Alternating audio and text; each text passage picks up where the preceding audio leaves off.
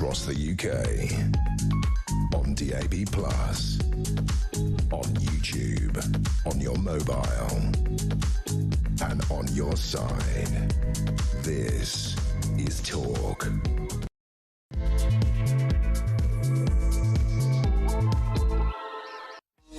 Hello, good evening. It is the start of a new week. How are you feeling about it? Are you excited? Did you get out of bed on Monday morning and go, I cannot wait to grip this week with both hands and squeeze all the goodness out of it? Is it juicy?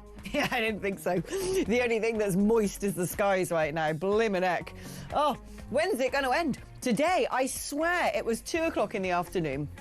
And I was in my upstairs room, and all of a sudden I saw something so unfamiliar I almost fell over.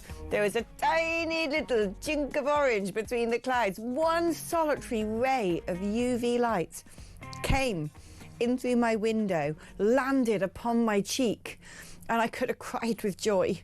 And then it went. So there you go. Apparently it's also something to do with the desalination or desalination of the seas, and that's it.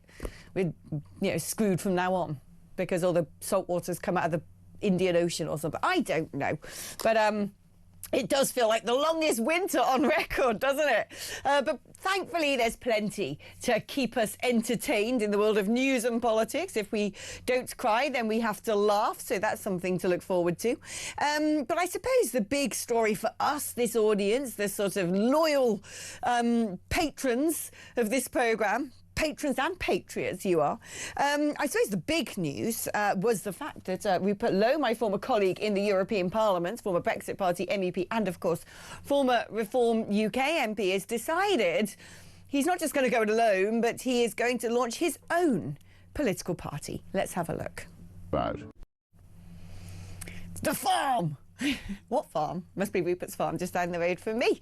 It looked very Gloucestershire-y, can I just say? I know that mud from anywhere. I live in its most days of the week. Here to talk about all of this, what this might mean, how successful they're going to be, how hard it is to set up a new political party, and whether this fracturing of the right is anything that people should be worried about, is Isabel Oakeshott, our international editor. Hi, Isabel. How are you doing? Good evening. I'm very well, thank you. Lovely to see you, looking all yellow and gorgeous, as per usual. Well, not yellow as per usual, but gorgeous as per usual. Let's talk about this Restore Britain. I mean, I've got many thoughts on this, but I want to hear yours. Well, I think I would start by saying that it is incredibly hard to build new political parties, and I've got, like you, many thoughts about this party and the man behind it, but I would start by giving anyone credit who sticks their neck out and says, you know what, I'm going to start a new political party. I'm so passionate about wanting to help this country that I'm just going to go for it. So I admire, in principle, people who do that. And having been at the side of somebody who gave it their all for several years trying to build reform, I can also say that it is far harder than the vast majority of people can possibly imagine.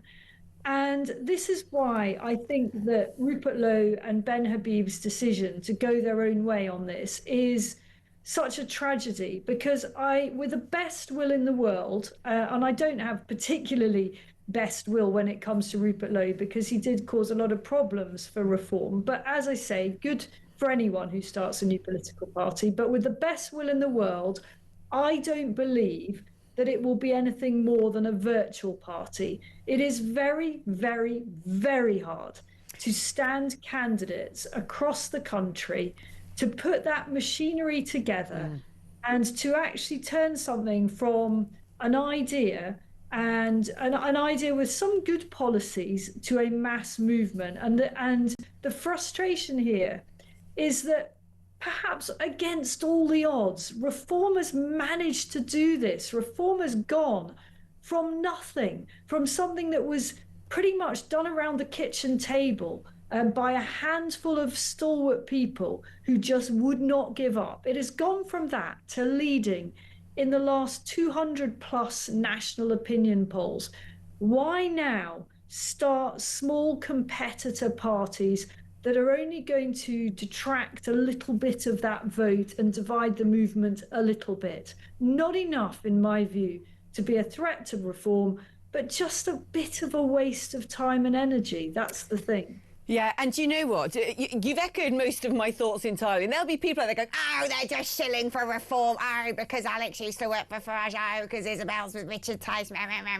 What I found is actually some of these supporters of Restore Britain, or whatever it's called, are extremely vocal and quite vicious.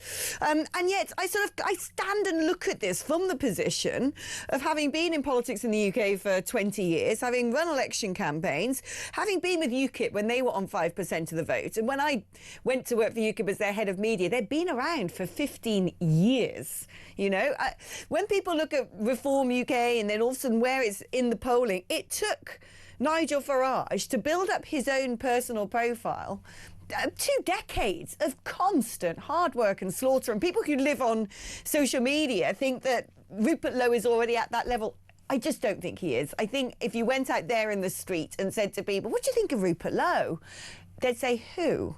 That isn't being disparaging about him. That is just the reality of the situation. Most people aren't sitting there on their X timelines 24/7. But I don't really understand what the motivation is for this. What I want to know is what policies are dramatically different to reform policies. You know, other than he talks about remigration all the time. Remigration, how? Who? How many? By what device? What is the actual policy? What is the law that you're going to be using to enable this? How is that going to actually be performed?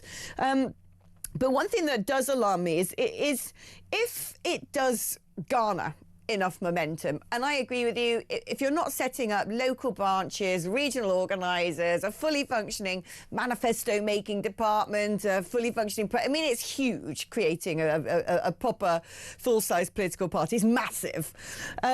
If you're not doing that, but you're just going to appear on a ballot paper, my worry is because you've got reform, restore, it's almost there as a sort of red herring. It sort of is you can imagine people going, which one am I supposed to go for?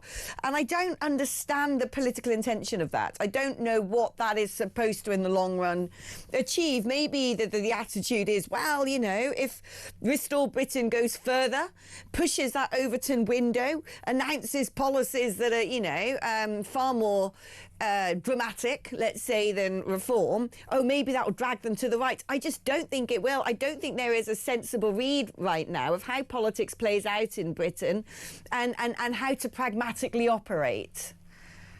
Well, Reform knows exactly what it is and what it stands for, and I can't see Reform suffering any kind of identity crisis as a result of a Rupert Lowe fringe party. And I don't mean that in a disparaging way. I've been quite rude about Rupert Lowe in the past because he has been quite fantastically rude to me privately in the past. And so I happen to know how difficult he is to deal with. And that is the story about why he's no longer with Reform.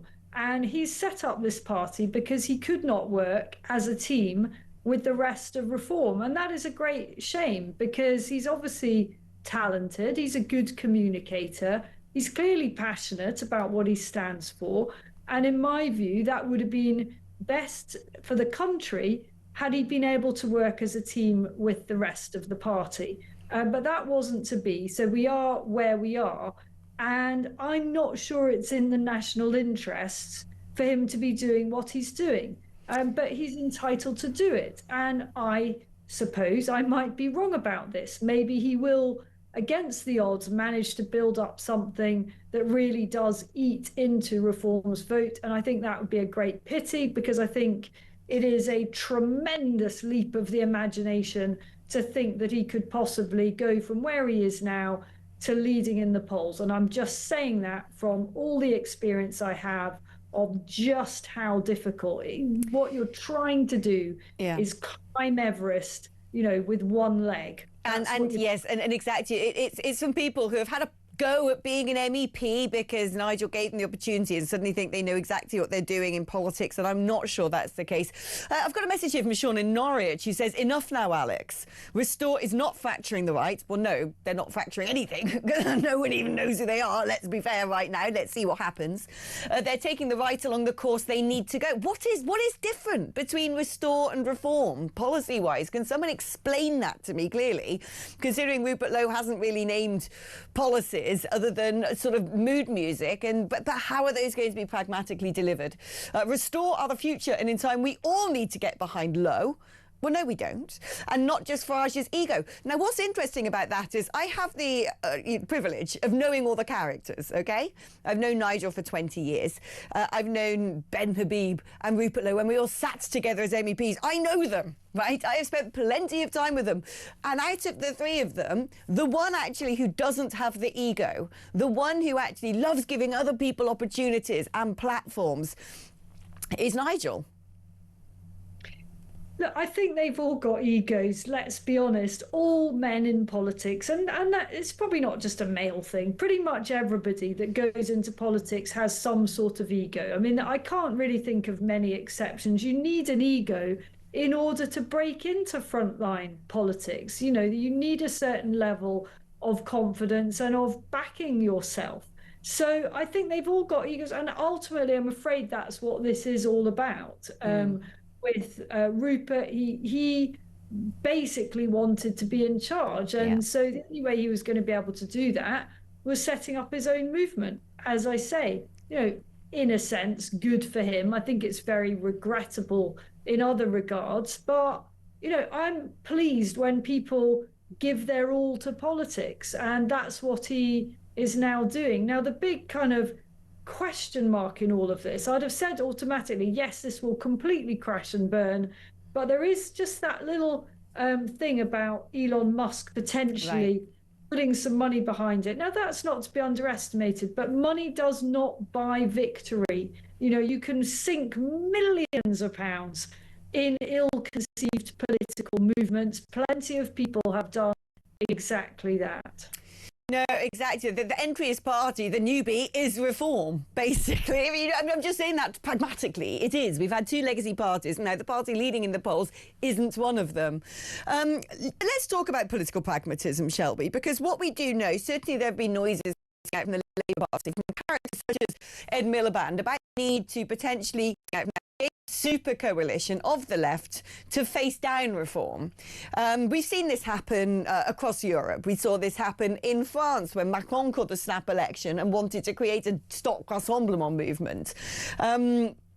We've seen this play out before in politics, and so I'm fairly certain that they will find ways to do that if it becomes the necessity. So the question is, if there is a super coalition of the left, would there be potentially something similar happening on the right? It certainly seemed to me that Zia Youssef sort of kept the door slightly open to the possibility should it be necessary. Well, I don't think that it's in any way a dead cert that there will be a coalition on the left, but I do think that that is the single biggest threat to reform in the run-up to the next election. And when you think about what could stand in the way of reform and victory at the next election, bearing in mind we're 3 years out, so there's any number of things that you and I can't predict, and you know the so-called black swan events, whatever it might be, war and pestilence. Setting those aside, the main reasons, the drivers of reform's popularity, which is the fury over mass uncontrolled immigration, both legal and illegal, the small boats, the state of the economy, the fact that nothing works, and the culture wars. These are the drivers of reform success. I can't see any circumstances under which much of that is going to change at all under this Labour government. So the fundamental drivers for reform's success will still be there in 3 years' time. The big question mark is, do all the parties of the left, the Greens, Lib Dems, Labour, and any number of little hangers-on, do they club together and organise something which is super sophisticated in terms of tactical voting and super effective at the next election designed to keep the right out. And I think that's entirely conceivable, although when push comes to shove, history does teach us that parties are not very good at doing pre-election packs, because again, egos get in the way, and there is a huge issue of trust. You know, it's far from unknown for deals to be done, and then at 1 minute to 4 o'clock on the day that nomination papers have to be submitted, people who said they would put their nomination papers in or wouldn't put them in don't do what they said they were going to do. You know, that I've just had a flashback from when I was in the Brexit Party. In the Brexit Party were standing candidates everywhere. And the first person to decide they didn't want to stand, even though they said they would and had done all their nomination papers and then pulled out at the last minute to give the Tories a free one, well, it was Rupert Lowe. I remember. Well, there you go. There's a lot of history there. There's a lot of history. But that's what I'm saying. Look, I wish him the best of luck. Like you said, it's always good when people want to engage in politics. If they think they've got a better policy agenda or can do things differently, and that is what is needed, then, you know, all strength to their elbow and good luck to them, because it is a blimmin' hard slog. But the other thing is, the minute you turn around and say, I'm a party leader and I've got a political organisation, and remember, of course, unlike Ben Habib with Advance UK, Rupert Lowe is elected, is the scrutiny that's now going to come with it. It's a different game all of a sudden when you're saying, I'm setting up a brand new political institution. And I've heard already from some people today who are very senior within their communities and within the world of business that there's some very strong reservations about the sort of characters that might be drawn into Restore UK. So he's going to have to be extremely careful, because it is it's a minefield out there. But like I said, you know, best of luck to everybody who's a patriot, who wants to try and save this country. If your intentions are good, then good on you. OK, right, we're going to take a short break now, but don't go anywhere, because Isabel and I are back to talk about some of the other headlines, including the big one today, really, was the massive climb down of the Prime Minister after Reform UK successfully gave him the willies when it comes to cancelling local elections. That's correct. They pushed for a private prosecution to take this to the courts as being anti-democratic, and, well, it seems the courts might have been tending towards agreeing with Reform UK. So Starmer has now had to abandon his plans, which means it's all go in May. We're discussing that just after this.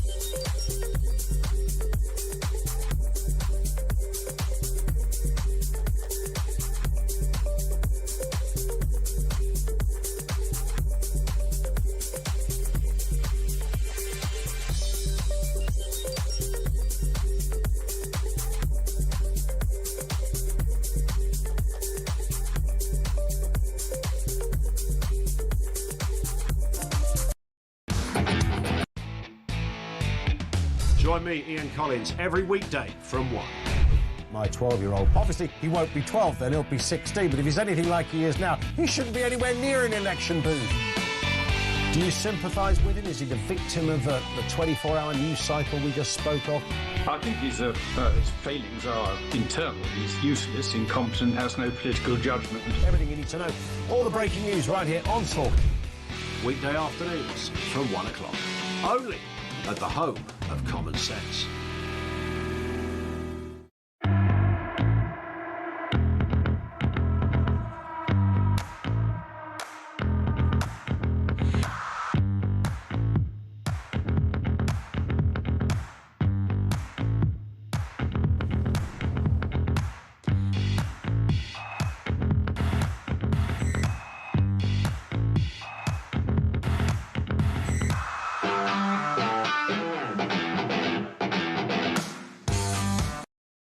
Across the UK on DAB+, on YouTube, on your mobile, and on your side. This is Talk. Wow. There we were, thinking we're in the grip of tyranny with a Prime Minister who wants to get rid of jury services and cancel elections and throw people in prison for tweets. But all of that was, of course, true. But it turns out he's not going to get his own way when it comes to cancelling the local elections in May. Following a campaign by The Telegraph. Was it really The Telegraph? You're going to claim that Telegraph? Not saying he didn't, throw your weights behind it, but I'd have thought that majority of that push came from Reform's threat to challenge the government legally on whether or not these elections could be cancelled. The policy has had to be reversed. Let's speak to Isabel Oakeshott. Look, whether you're left-wing, right-wing, love Labour, hate Labour, think Nigel Farage is the devil incarnate or the Messiah, this is a win for the British public. This is a win for democracy. It is a real win for democracy. And there's Starmer, this top highfalutin lawyer, and he has abjectly failed to push through something that it turns out was almost certainly illegal. That is why the government has thrown in the towel just practically on the eve of the landmark legal hearing in the case brought by Reform UK against this government over what Reform believed and had legal advice was the illegal, illegitimate cancellation of the democratic process. Whenever you heard the Labour ministers, the various Labour ministers trying to defend why these local elections, 30 of them in all, needed to be postponed, it always sounded so hollow, didn't it? It's all too complicated. These councils need a bit of extra time to prepare. Blah-de-blah-de-blah-de-blah. What a load of old claptrap that was. It was such an obvious attempt to defer the process, to defer the inevitable of the unseating of hundreds of Labour councillors. They will now have to face the music, and the electorate, I think, will make their feelings very clear on how they respond to governments that try to stop them having the right to vote. But how is this going to affect the parties now? Because we're talking about 30 elections in May, which otherwise weren't going to take place. So we now are in, mid-April, February. If only we're in mid-April, we might get some sunshine. We're in sort of mid to late February. So we're basically talking now about 2 months, 8 weeks, in which to get a full slate of candidates potentially for these local elections up and down the country, and the sort of onus that puts on political parties of any size when it comes to advertising for candidates, attracting them, vetting them. It's a good thing the elections are happening, but they've thrown a spanner in the works for people being able to sort of exercise the campaign in a wholesome way because it's now so late in the day. Yes, I think that Reform certainly has had in mind all this time that it might be successful in its legal attempt to overthrow this decision. And so Reform, I would imagine, has been sort of stockpiling potential candidates. But nonetheless, as you say, I can't speak for what's going on in the other parties. That is a big logistical, a practical kind of challenge. And I think what we will inevitably see from all the parties, and inevitably, we know how the left-wing media works. There'll be a great deal of hostile attention and scrutiny, totally disproportionate on Reform's candidates. Inevitably, there will be some who slip through the net, who would not perhaps have meet the highest standards, not just in Reform, but across the parties, as they scramble to put forward a full slate of candidates for these elections that many thought were just not going to happen. Let's actually look at some of the responses from the other political parties. Kemi Badenoch, Tory leader, of course, has said Labour's attempts to deny democracy have failed. This is just, honestly, the Conservatives have always said these elections should go ahead, and at every opportunity we've voted against these unnecessary cancellations, so we welcome the government's latest U-turn. Rubbish, I say. Sorry, I have to interject myself, because it was Conservative-led councils who were taking Labour's offer to not have elections with both hands. They were the ones saying we don't want to have elections because they knew they'd lose their seats to Reform. So that's thin gruel, quite frankly. And then, wait for this one. This is also from the comic book of politics rubbish. So Ed Davey, Liberal Democrat leader, said the Liberal Democrats have fought tooth and nail to stop this stitch-up. No, they haven't. Did they? Where were they? What were they doing? No, they didn't. And the government has been forced into a humiliation. I love the fact that all these people, like the Conservatives, are saying victory. We got them to stop this. We were against it. No, you wanted those elections cancelled because it's mainly, not mainly, but it's equally Conservative-led councils asking for the postponement of having to face the ballot. And then the Lib Dems as well. I can't remember Ed Davey opening his trap on this one for 1 second. No, I don't remember him saying anything about it either. I love the way he says Labour are terrified of reform, as if the Lib Dems aren't always obsessed by reform as well, week after week, wanging on about reform. So I think they haven't got a leg to stand on, but it's always the way, isn't it? Always a way, trying to jump on a bandwagon, trying to claim victory when it was someone else's victory. Fair and square, this was a reform victory. It was reform that took the decision, and it was a big one, to put the money up, to get the legal advice and take the government to court. And it was a gamble, and that a very well informed, calculated risk. And that calculated risk has paid off in spectacular style. But there is now no time to be lost in trying to get a bunch of exactly the right kind of candidates rather than cobbling together anyone who says they want to do it, and I'm not just saying that's for Reform. All the parties are going to have these challenges. Vetting is a massive, massive headache for all parties. I think this sort of unleashes some mayoral elections as well, doesn't it? It's not just the local councils. There's also a number of mayoral elections, I think, that will now be taking place. Let's have a look at what Zach Polanski has to say, which doesn't sound very much like the Green Party, but let's go.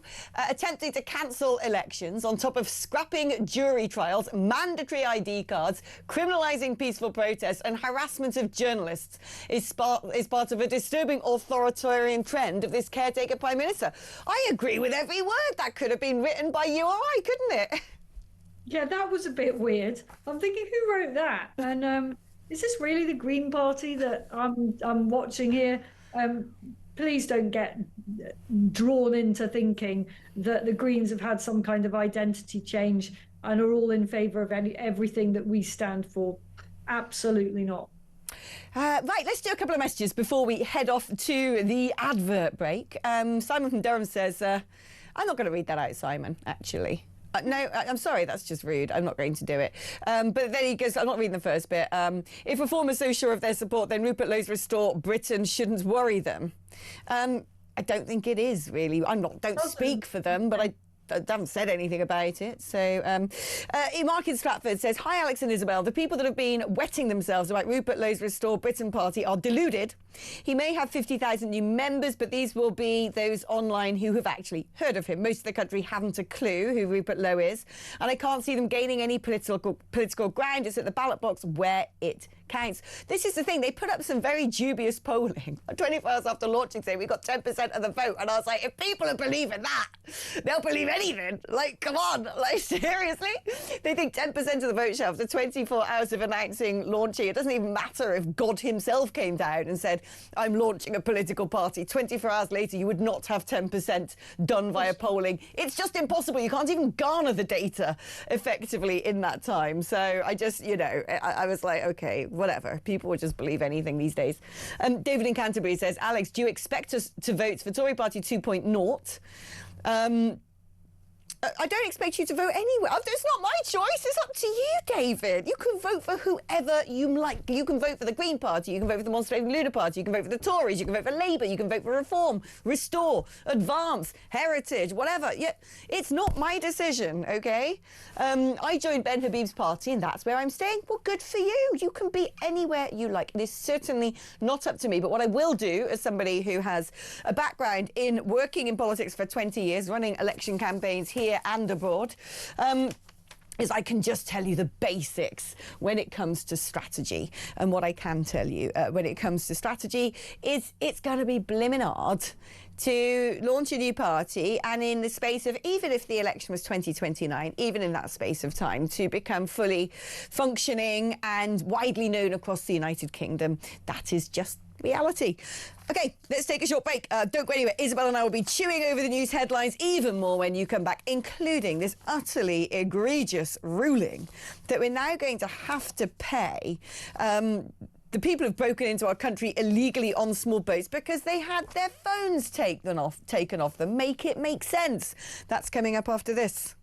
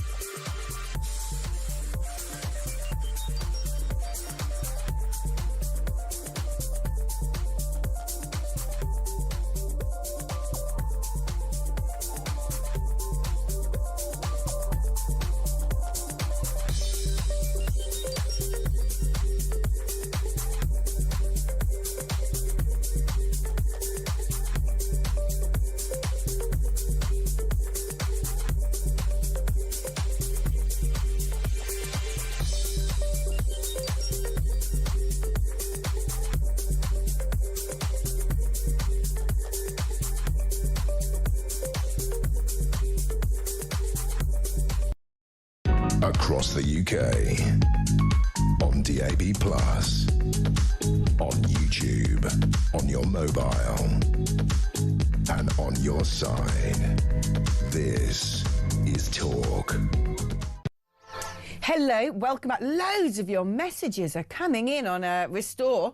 And it's very split, can I just say. Some of you saying, I don't see the point. Others very sort of virulently saying, I support them. Reform's sold out. They're Tories 2.0 and we hate Nigel Farage.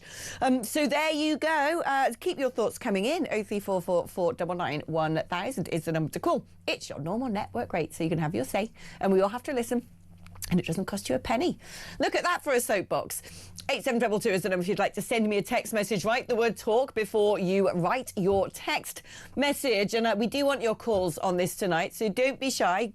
Dial that number. The wonderful Matthew is waiting by the phone to take your call and take down your details.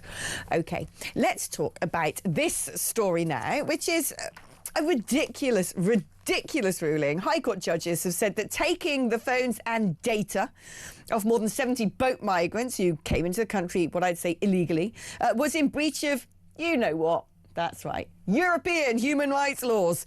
It's now feared that 1,300 migrants may apply for compensation. The sum could run into millions. So far, £210,800 has been awarded to 32 asylum seekers, $6,500 each. I mean, do you know, Isabel, one of the things that it was a big difference between France and Belgium at stopping the small boats, because where France fails to do anything, Belgium seems to quite successfully prevent boats being launched from their coastline, which is just up from the French coastline.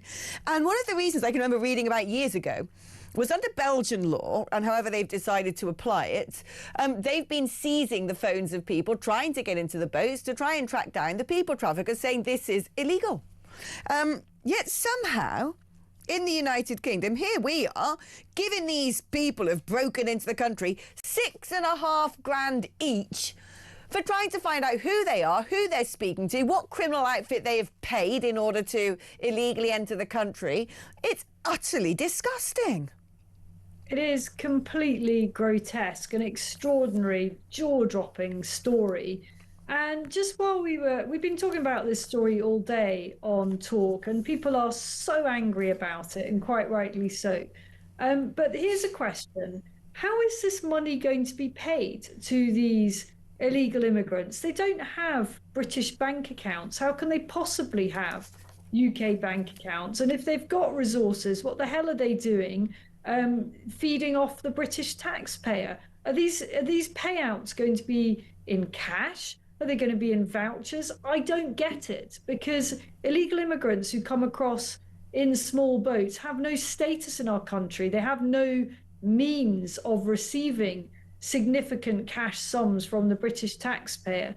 So I'd like to know the answer to that question. And what I suspect the answer is that these claims have been lodged by people who have been granted asylum. The many whose cases have just been generally nodded through, and therefore they do have some status now, and they may well be able to have bank accounts. But I think it begs so many questions, this whole thing. It really does. And it really, I think, raises significant red flags about security in this country. Of course it does. If someone's breaking into the country illegally, and therefore that they have been enabled to do that by Lord knows what international criminal cartel, people traffickers are not sort of lovey-dovey, huggy, save the world, Me Too movement kind of people. They're really not. They're connected to big drugs barons, terrorist organisations and so forth.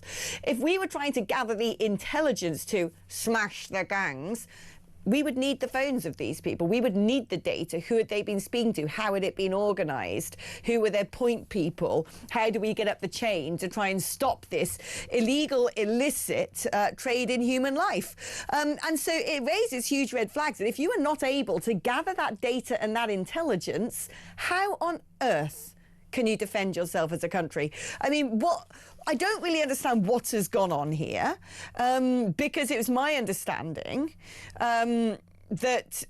Okay, here we go. The Home Office spokesman has said this compensation is to be paid as a result of the previous government's policy, which now no longer exists. We have introduced tougher legislation in the Border Security, Asylum and Immigration Act, which allows asylum seekers' mobile phones to be legally seized when they arrive in the UK. So this is some sort of loophole that the Conservatives had failed to close. I'm so sick to death of blimmin' loopholes and that ECHR and faceless unelected judges in Strasbourg who don't care at all about our national security, about, they're not interested. They're not interested in what is safe for Britain and its peoples. No, they just like to constantly frustrate, challenge and kneecap our nation's sovereignty.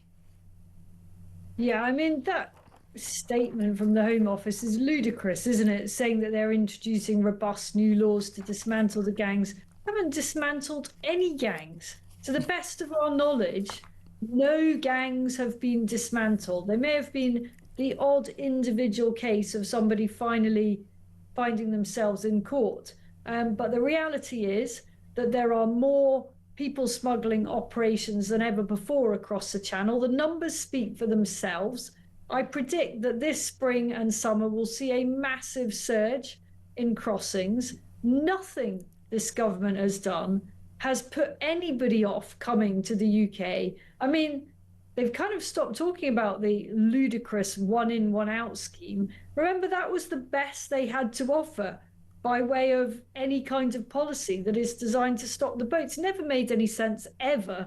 And now they've basically abandoned it because everybody who's being sent back again, the handful of people, are bringing cases under the Modern Slavery Act. Unbelievable. It's the amount of legislation that needs to be just thrown into the dustbin of history, to coin a Trotskyist phrase, over this issue is absolutely insane.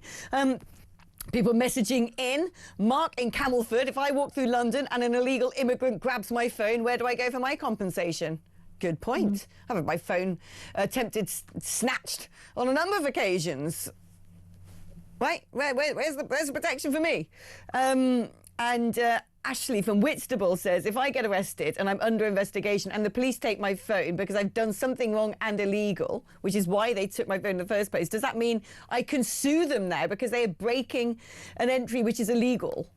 I mean, I think what Ashley's trying to get to there is what sort of precedent does this now set?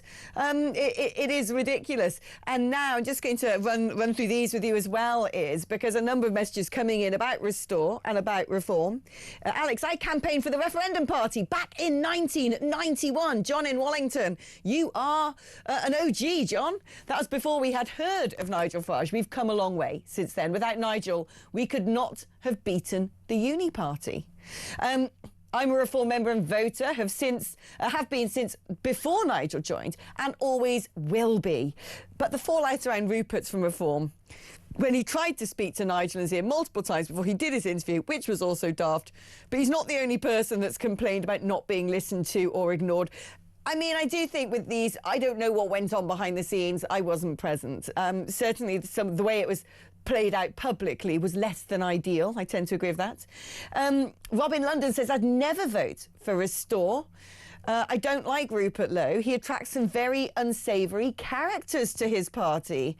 Farage has been saying Reform's policies for years, says Gav. Where were Rupert and Ben then? He could have retired and lived comfortably, but he's back giving us one last chance. Hi, Alex and Izzy. Betty being very familiar with you there. Now you see the ultra-right clowns that Reform had to lose to become a party that can lead the UK. You need 35% to win, 40% if there's a coalition of the left. Habib won't even win an election in his own party. Let Lowe take all the ultras. It makes Reform look more reasonable. And someone else has said, my angst is the success of Reform in cancelling the elections will mask the Chagos issue. What's going on with the Chagos issue? Was there going to be a legal challenge to that one as well? Well, not enough is the answer. I mean, we all had this surge of hope, didn't we, when Trump started mouthing off about it belatedly, but we thought, okay, maybe the Americans, belatedly, the president has woken up to what a completely daft idea this is. And yet since then, the noises have changed again, and that it is going to go through after all. So not much to report on that front. But I think some of those callers and tweets, they make a really important point. And this is difficult. Again, this is difficult for Reform as well, and all political parties. But I think particularly Rupert Lowe is going to find that there are quite a lot of unsavoury characters, very unsavoury characters, that attach themselves to his movement. And that is I'm not saying people, but you can't stop the wrong type of people. And that he's going to find a massive headache and discredit his party in the eyes of the media and make it very difficult for him to get the kind of publicity that he will want. And that is just a reality. It's a reality for other parties, and they've got the machinery to try to deal with it. He won't have that. It is a very interesting point. I kind of feel like I'm in the twilight zone here, because it's sort of similar to the arguments that the Conservatives used to make against UKIP back when I was head of media. So there is something sort of strangely ironic about this. But I do agree. I have had all weekend, for just deigning to point out that it's very difficult to form a political party, the biggest onslaught of abuse, so much more than I ever get from the left, you know. And I'm with you. There's some funnies out there who live on social media who tend to not just dislike immigration, but they seem to dislike women as well, for the most part.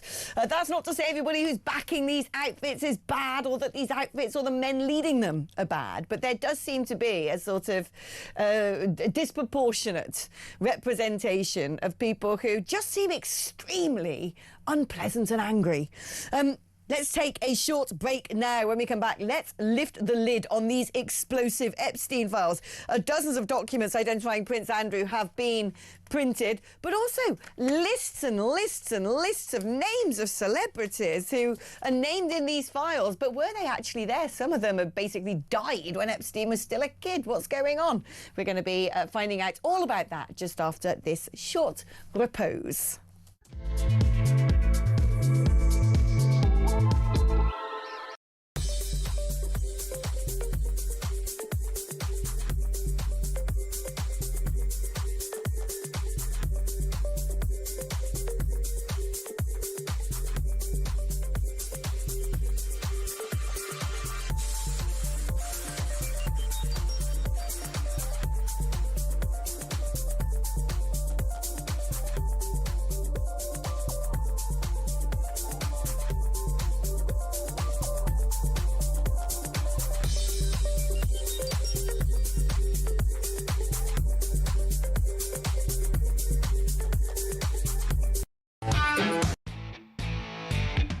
Join me, Ian Collins, every weekday from 1.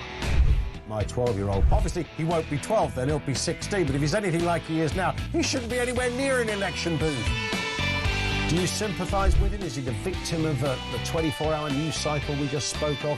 I think his failings are internal. He's useless, incompetent, has no political judgment. Everything you need to know. All the breaking news right here on Talk. Weekday afternoons from 1 o'clock. Only at the home of common sense.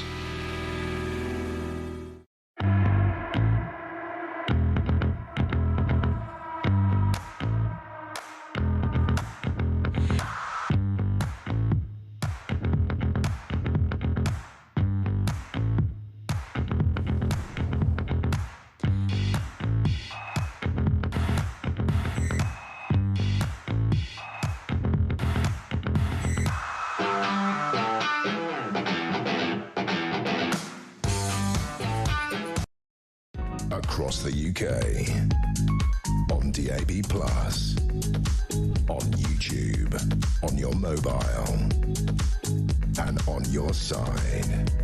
This is Talk. Hello, welcome back to you and welcome back to Isabel. Let's talk about the Epstein papers. I must admit, there's sort of it's become so much and such a bombardment all the time, other than sort of toe-curlingly, hideously embarrassing revelations, particularly about Sarah Ferguson, and how desperate she was, constantly grovelling to Epstein, give me money, let me come work for you, would you marry me? Oh, Jeffrey, help. Just shows how balmy she is. It's almost like there's so much noise out there. I'm now finding it hard to pick out what are the important elements of this. Clearly, Andrew Mountbatten Windsor, this side of the pond, is the big headline act when it comes to associations with Jeffrey Epstein. Do you think it bothers him? Do you think he's going to be hauled in front of the police, the court? So how do you see this playing out? Well, I mean, this is a broken man, or if he isn't broken, then he must be made of something even stronger than titanium. I mean, surely anyone would be broken by what has happened to him in recent months and years. You know, this complete fall from the status as the Queen's favourite, the late Queen's favourite son, to this kind of national pariah. And now potentially he's facing a police investigation, which the palace has effectively said it would cooperate with. I mean, it's devastating. The guy has lost pretty much everything. And my own view is slightly, is there any point in continuing to bash Andrew? He's done for. He's finished. It's gone. It's over. He is no longer really, in a sense, what is the point of the target anymore? The target has been smashed to smithereens, and there isn't anything left to go for, in my view. And there may come a point, and I'm sure that most of our listeners will disagree with this, but there does come a point where it's almost a cruelty to keep on smashing at somebody who is that far down. And there is a genuine human concern here. And again, far be it from me to support or defend Andrew. I'm not doing that. But you asked the question, where does this go? I really hope that we don't end up with a tragedy on our hands here, because this guy, awful man that he is, terrible behavior, disgusting, completely unethical. I've spent much journalistic time looking into Andrew and exposing the dodgy dealings, so I don't carry any torch for this horrific guy. But in the end, he is a human, he is a father, and I don't know where it goes, but I don't want it to end really, really badly with an actual tragedy, because that will not reflect well on anybody. I mean, I do feel like this is now spent in terms of what do you want Andrew to be dragged into the Tower of London? Might boost visitor numbers. That could be fun. A real life prisoner to go and feed things through the bars. I don't know. But where do we go from here? It's interesting. Now we've got names and names and names of people who have been on that island. I feel like we're at the stage now of getting the sort of not so important distraction stuff, where it's almost like the zone is being flooded with all these names of anyone who's famous who might ever have had anything to do with Jeffrey Epstein. Even, I don't understand how some people have ended up on these lists, some, high-profile characters and celebrities who basically died when Epstein was young. I mean, it's just, everything seems to be involved in this file, that if you've just invoked somebody's name, they're in there. And yet, at the same time, there were some big take-homes from it that I just feel that we've stopped probing because the waters are being muddied. We've stopped probing the fact that allegedly there was a particular CEO from the UAE who was sending Epstein torture videos. What about him being a foreign asset and a foreign agent? That, I think, is critically important. Who was he working for? How was he doing it? Was he murdered? That's been another element that's come out again from those files. Instead, it's just everyone's looking, waiting, so typical of, ridiculous algorithm-driven tribal journalism now. They're all just waiting with their sort of mud pies to throw at someone like this. They're poised, desperately wanting to use it. And I'm like, no, hold on. Put the mud down. Let's look at the reality of what's gone on here and quite how horrific some of this is. I think what matters now is the real zoom out stuff rather than the zoom in on the tittle tattle. And, it is fascinating reading. I've been cringing and kind of head in hands at, for example, those emails from Sarah Ferguson desperately trying to get a job from Jeffrey Epstein. I mean, great entertainment of the most kind of cringy, creepy, crawly kind. But what matters here is the sort of state level stuff. So to what extent was Epstein, to what extent was Prince Andrew, to what extent were any of these big characters actually assets, wittingly or unwittingly, assets of hostile states? So I'm very interested in the links with Russia. I think there's more probably to come out about Prince Andrew's dodgy dealings and the kind of regimes and characters that he was willing to work for through and with his business associates. I think the guy was happy to contemplate anything, for money. Absolutely anything. I've seen his emails. I know the kind of characters that he was cozying up to. So I think those are the things that I care about still. I also think it's fascinating. I am genuinely intrigued by whether or not Epstein truly committed suicide. I don't believe for a minute that he did.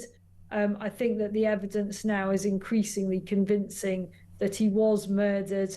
And if so, by whom and what did that achieve?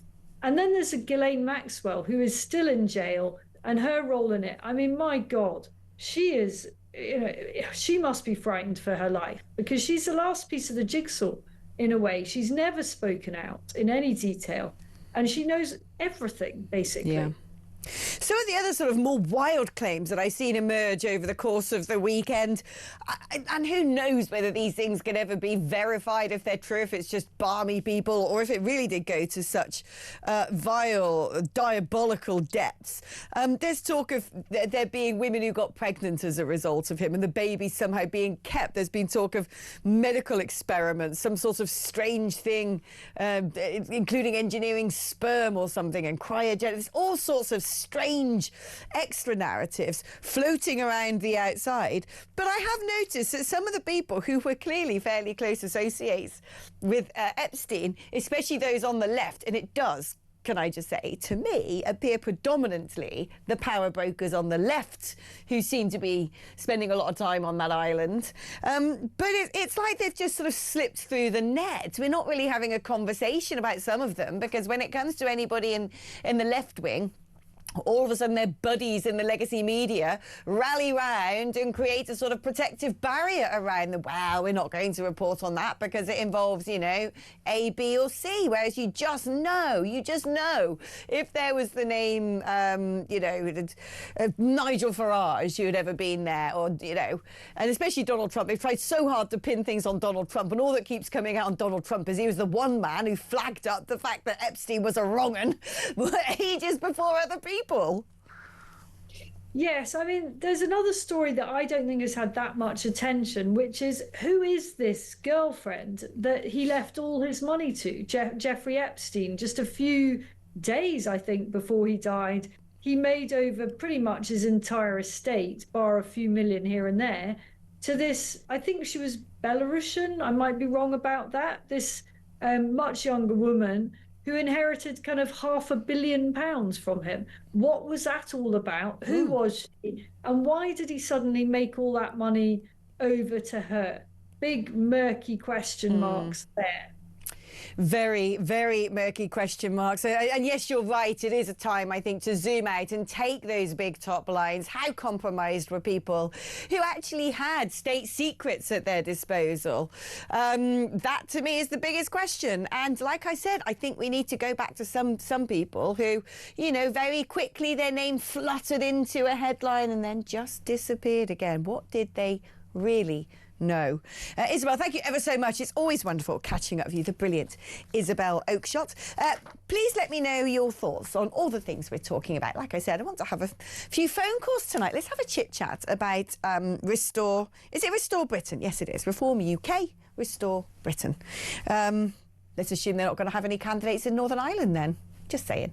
Let me know your thoughts on this, because lots and lots of messages are coming in. I'd love to chat with some of you. We are going to be speaking to Charlie Downs, who is from Restore Britain, just after this next break. Their very first councillor, Maria Botel, has pulled out for uncited reasons. I don't know why. I really wanted to ask her what made her defect and what makes her policies so stridently difficult. Who was she with before she defected? One assumes she may have come from Reform UK, but I don't know. Anyway, we're not going to be able to talk to her, but we do get to talk to Charlie Downs, and he might be able to point me in the direction of how the policy unit of Restore Britain, if it exists, are going to proceed. What is their USP, their unique selling point?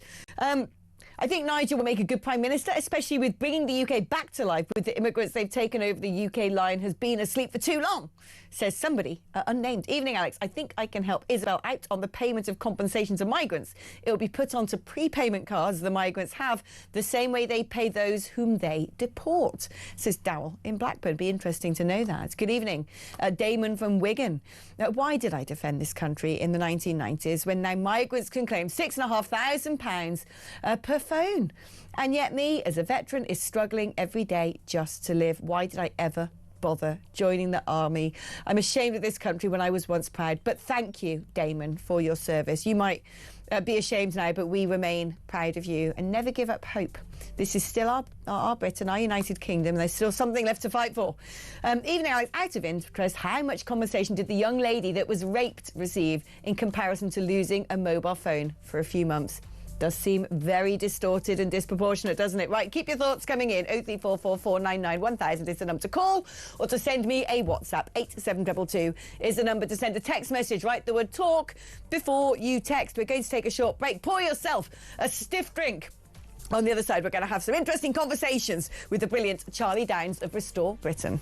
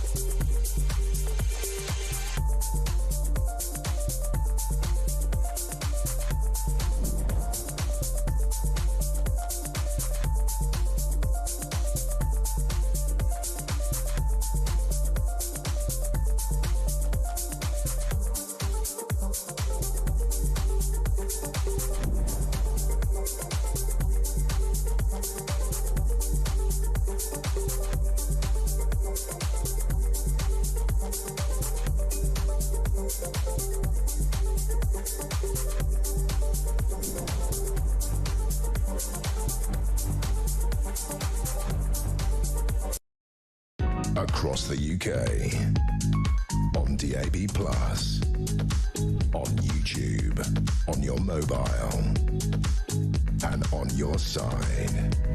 This is Talk.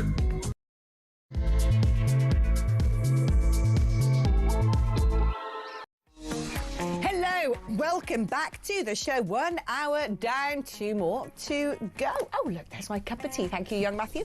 That's nice. It's a bit chilly in here. Yeah. Hi, how are you? Unfortunately, that is just God's own amber nectar of a great British cup of tea. Not anything better, but I do hope you're treating yourself to something, because it's still a grim and dark Monday evening, isn't it? I'll tell you what, folks, I was actually contemplating giving up something for Lent this year. And I'm thinking, what would I really miss? And we all know it's going to be alcohol. And I'm tempted. 40 days. I don't know, like I can give it up myself. I can give it up, you know. I no longer need to have my little glass of red wine when I walk through my front door before going to bed. Okay, I can lose that one. Glass of wine while making the roast dinner on a Sunday. That'll be missed. Cider. I suppose that's more of a summer drink, so I'll survive that one. The three-fingered gin and tonic, well, that's going to have to go the same way as all the other little treats. But then I kind of thought, how do you, not sounding like a loser, but how do you then go out and socialise under those conditions? Like, I've got loads of visitors coming up at the weekend, and they, you know, they're coming from all corners of the UK to come and hang out and have a good old time with me and my loved ones in Gloucestershire.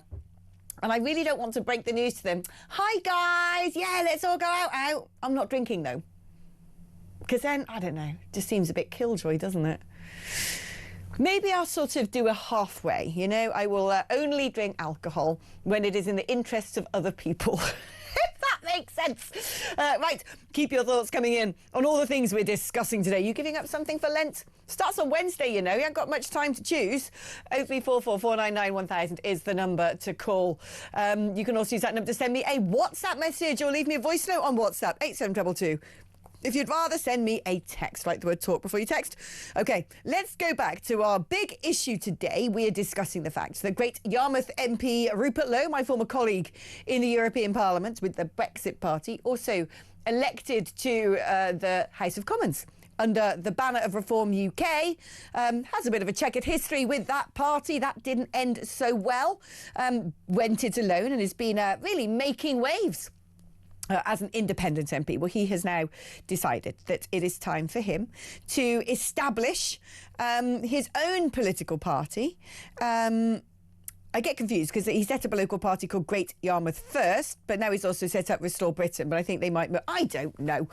But Restore Britain is a thing. He announced it. Shall we have a little look at the clip of Rupert Lowe talking about the creation, the manifestation of his new outfit? Britain is about. The farm in Gloucestershire, not in Great Yarmouth. Right, OK, let's speak now to Charlie Downs, who's a familiar face on this here channel, but today Charlie is wearing his Restore Britain cap. How are you doing, Charlie? Well, I can actually go and get my Restore Britain cap if you want me to. Have you got one all made up already? I have. Yeah, what colour is it? What's the Pantone of choice? It's a lovely deep blue. So everything's sort of, it's a bit like the boat race, isn't it? You've got dark blue, turquoise, and a darker blue. Oh, well, there you go. Indeed. Definitely not to be confused with the reds. Although it's always find weird in America that the Republicans are red and the Democrats are blue. I'm like, why do you have to do things the opposite way round? OK, let us talk about Restore Britain. I think the main question I have is... I suppose, what is so different about Restore Britain to Reform UK, which then sort of illustrates the why there needs to be Restore Britain? Well, first of all, Alex, thank you very much for having me on. It's good to be with you. On this question, our view is that the meaningful political distinction in British politics today is not left and right, but it is anti-establishment versus establishment. And over the last few months, especially over the last 6 weeks or so, Reform have increasingly aligned themselves with the establishment, and this has been most clearly embodied in the defections that they have taken from the Conservative Party. This is not an original line of criticism from us, by the way. A lot of people have been saying this. But what it has left is a gulf on that wing of politics that is authentically anti-establishment, that is not prepared to take in failed ministers, careerist politicians looking to save their skin, and it is instead offering a genuinely radical alternative vision for the future of this country. Because Reform UK are trading on the idea that they are an anti-establishment party. But if you look at what they actually believe, and if you look at what they have been saying, really since they launched, they are nothing of the sort. Okay, okay, that's. I want to sort of dig into some of these things. So first of all, in terms of defections, Rupert Lowe was a member of the Conservative Party. He used to donate significant amounts of money to them. In many respects, he is a Conservative defector. He might not have been elected to them, but his heritage was with that party. I mean, but so was pretty much everybody in. So so that's what I'm saying. So what does it matter then if other people have been part of the Conservatives are with Reform? And does that mean that there's no way, you know, if Restore Britain, if a sitting Conservative MP or a former minister who has a wealth of experience knowing how to run a department comes and says, I want to help you guys, I believe in what you're doing, does that mean you're just going to automatically go, absolutely not? Well, Rupert Lowe was never elected as a Conservative MP, whereas Robert Jenrick presided over the largest wave of immigration this country has ever seen, whilst he was the Conservative Immigration Minister. So I think, I mean, that's all. I mean, he would say that that's the reason he was radicalised by reality, quit as Immigration Minister, and really decided to get the bit between his teeth to do something. So that means Restore Britain will never take any defections. Not from those who have occupied ministerial roles in the past, no. OK, now you said that Reform UK are establishment. I mean, I can't see that myself. They've only existed about 2 years. That's not very long to become establishment. But let's go with that anyway. It is older, I suppose. But you say that Restore Britain has a radical vision that's very different to Reform UK. I want you to explain to me what that is, because Reform UK says we want to see mass deportations of people here illegally. We want to massively bring down the levels of immigration. We want to get rid of net zero nonsense policies which put a stranglehold around British business and industry. I can go on. What is it that Restore Britain are proposing that it goes in a different direction to that is radically different to that? I'm glad you've asked this, Alex, because I think this is really important. So I think when we use these terms, establishment, anti-establishment, etc., it's very important that we define specifically what we're talking about, because there are establishment talking points which are very safe to criticise. And the one that I would point to is the issue of trans. Trans has become an almost regime-approved anti-establishment talking point, because it is the case that the UK government, for example, believes in the notion that a man can become a woman through the process of gender reassignment surgery, right? That is the official position of the British government. Now, it is not particularly controversial to suggest that a man cannot become a woman, and that is in fact the position of the great majority of people in this country. And However, that's the position of Reform UK, is it not? I mean, I've done plenty of shows with people like Sarah Pochin, Layla Cunningham, who wholly would agree with what you're saying. So that doesn't seem to... Yeah, I want specifically, OK, to look at the programmes, the political programme of Reform UK,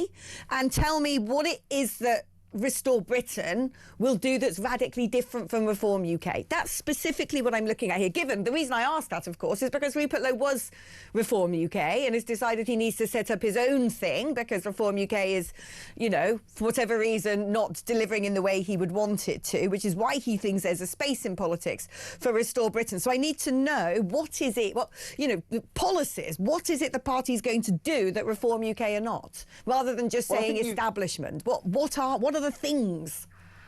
I think you've made my point for me there, Alex, because what I'm driving at here is the fact that Reform UK will gladly say things that are the safest possible anti-establishment talking points, such like as men can't become women, for example. They're more than happy to say that sort of thing. Right. But when it comes to what it means to be British, they are very, very afraid to actually tackle this topic. So let's go with this. Recently as 4 days ago, Alex. So let's go with that. What is the difference? Nigel Farage was on Nick Robinson's show saying that to be English is about how you feel. Just today, Matt Goodwin tweeted at me that British identity is defined by sentimental attachment to this country, whereas our position is that Britain is not an idea, Britain is not a set of values, Britain is not just having a passport, Britain is a people. Britain is a nation. Okay, so Britain is a people and a nation. I get that, but that is a sort of that itself is a platitude.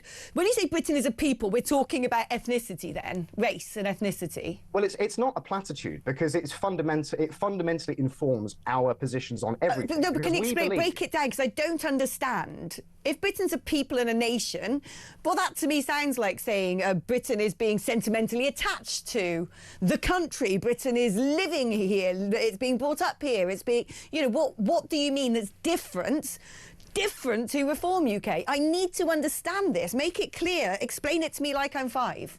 Well, Reform's position from their very beginning has been no different to Blair's position, to Cameron's position, which is that Britishness is defined by adherence to British values. This is a term that I have been hearing for my entire life. It was something that I was taught when I was in primary and secondary school, that that's what it means to be British. And if you look at the law, British values are defined as democracy, tolerance, the rule of law, and mutual respect and tolerance of those with different faiths and beliefs. Now, that, in my view, is nothing at all to do with what it means to be British, because the majority of British people throughout our 1,000-year history have not believed in these values. These are a creation of the Blairite state over the last. So what is it to be? So explain to me what is it that you're saying makes someone British that is different to what they're saying?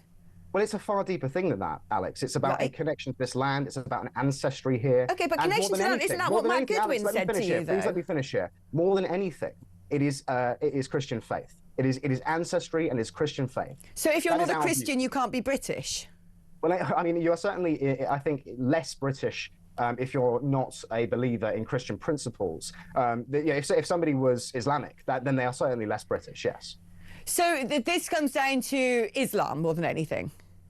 I mean, Islam is certainly, I think, particularly Islam as manifested in practices like the burqa, halal slaughter, Sharia law, cousin marriage, and all the rest of it, is absolutely an existential problem facing our country. But Restore Britain would legislate to ban all of those things. Are those not issues that Reform are going to tackle? Why do you think? I mean, what I'm trying to understand here, Charlie, is it seems to me, from where I'm standing, as someone who's been in politics an awfully long time, that Reform UK are probably saying all the things that you believe in and that Rupert Lowe's believing, but just don't go far enough. Is that right? So 2 points here, Alex. On the issue of Islam, you know as well as I do that Nigel Farage has been on the record saying that we have to appease radical Islam because the Islamic demographics in this country are set to grow substantially over the coming decades. I don't think he actually said he would appease radical Islam. I think that's in so many words, though. Come on, no, that is what he was getting. I don't think that's what he said at all.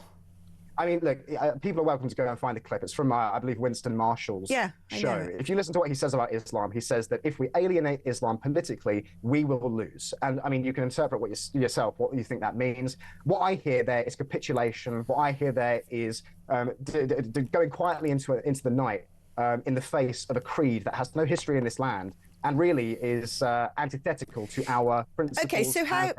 In a sense, because first of all, you said he'd appease radical Islam. You seem to have climbed down from that, because what he did say, as you then quoted, is if we alienate Islam, there's a lot of Muslims in this country. So, and you've already suggested that you can't be British if you're Muslim. So what would you do about Muslims in Britain? Wait a minute, Alex. I didn't say you can't be British if you're Muslim. I said that you are less British if you are Muslim than somebody who is Christian. How do you calculate one's Britishness? How British am I?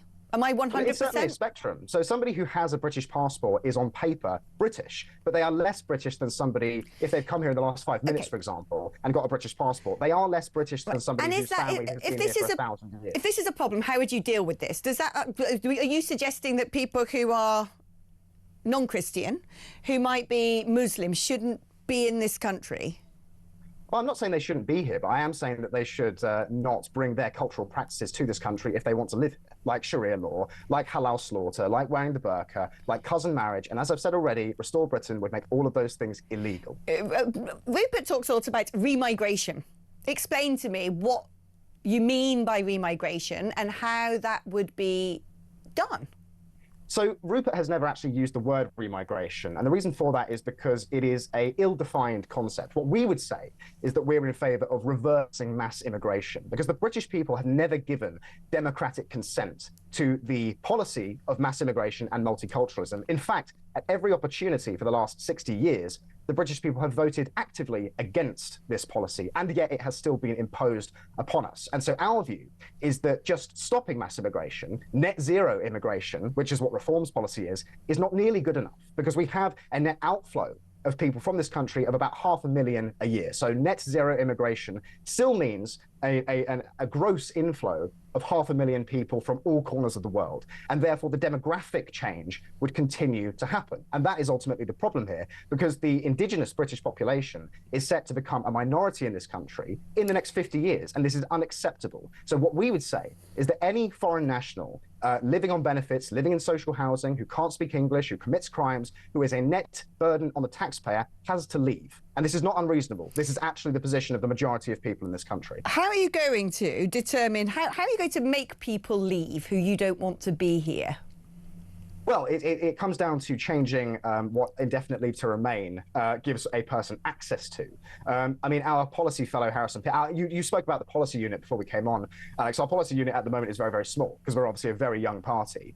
But our policy fellow, Harrison Pitt, is doing a lot of work on this issue, on what indefinite leave to remain would confer and what citizenship actually means, because citizenship has been handed out like confetti in this country, as has indefinite leave to remain. And on indefinite leave to remain, an individual gets access to the full menu of benefits that are offered to people in this country, and that's just unacceptable. So withdrawing social benefits, access to social housing, child benefit, and all the rest of it from those on indefinite leave to remain would be a damn good start. Okay, but that Reform's announced that as a policy. Well, maybe so, but there's still a lot more work to do on this issue, in our view, because just saying that you're going to withdraw benefits from those on indefinite leave to remain will still not tackle the demographic future of the country. And this is another area that Reform are very scared to touch. Well, hold on, you say that. You say that, but Nigel Farage has already come out with what he says are pro-natalist policies. Well, I mean, sure. Such as? What's he said? Well, first of all, he was saying he wants to lift the two-child benefit cap for British working families. Well, again, I would ask him what he means by British. Okay, what do you mean by British? Because does this mean when it comes to like families who have children, one is white British and goes to church every Sunday. The other is, third generation, but from originally Asia somewhere, Pakistan, Bangladesh, pick your country. But, third generation, born in this country, should they have different policies applied to them based upon their religion and the colour of their skin? Well, it's nothing to do with colour of skin. That's just... OK, but should they have different policies applied to them based upon religion? Well, I mean, again, it's not about applying policies to individual people, but it's about outlawing certain practices associated with certain religions, such as halal, such as Sharia law and cousin marriages. As I've said already. But I would assume that Reform UK, anti-cousin marriage, that they're anti-Sharia law. I don't know about the position on halal. I don't think they've spoken about it. But this is what I'm saying. I cannot see much difference myself between Reform and Restore. And this is what I'm trying to find. I can't see much difference other than when it gets into those really difficult, knotty, thorny areas of identity, ethnicity, and creed. Exactly right, Alex. And so what I want to understand, I just want someone to say outright, cleanly, honestly, what it is that you're going to do differently that Reform would do when it comes to those issues. Because outlawing cousin marriage, Reform will do that, I'm fairly certain. When it comes to banning the burqa, I wouldn't be surprised at all if that was a Reform policy.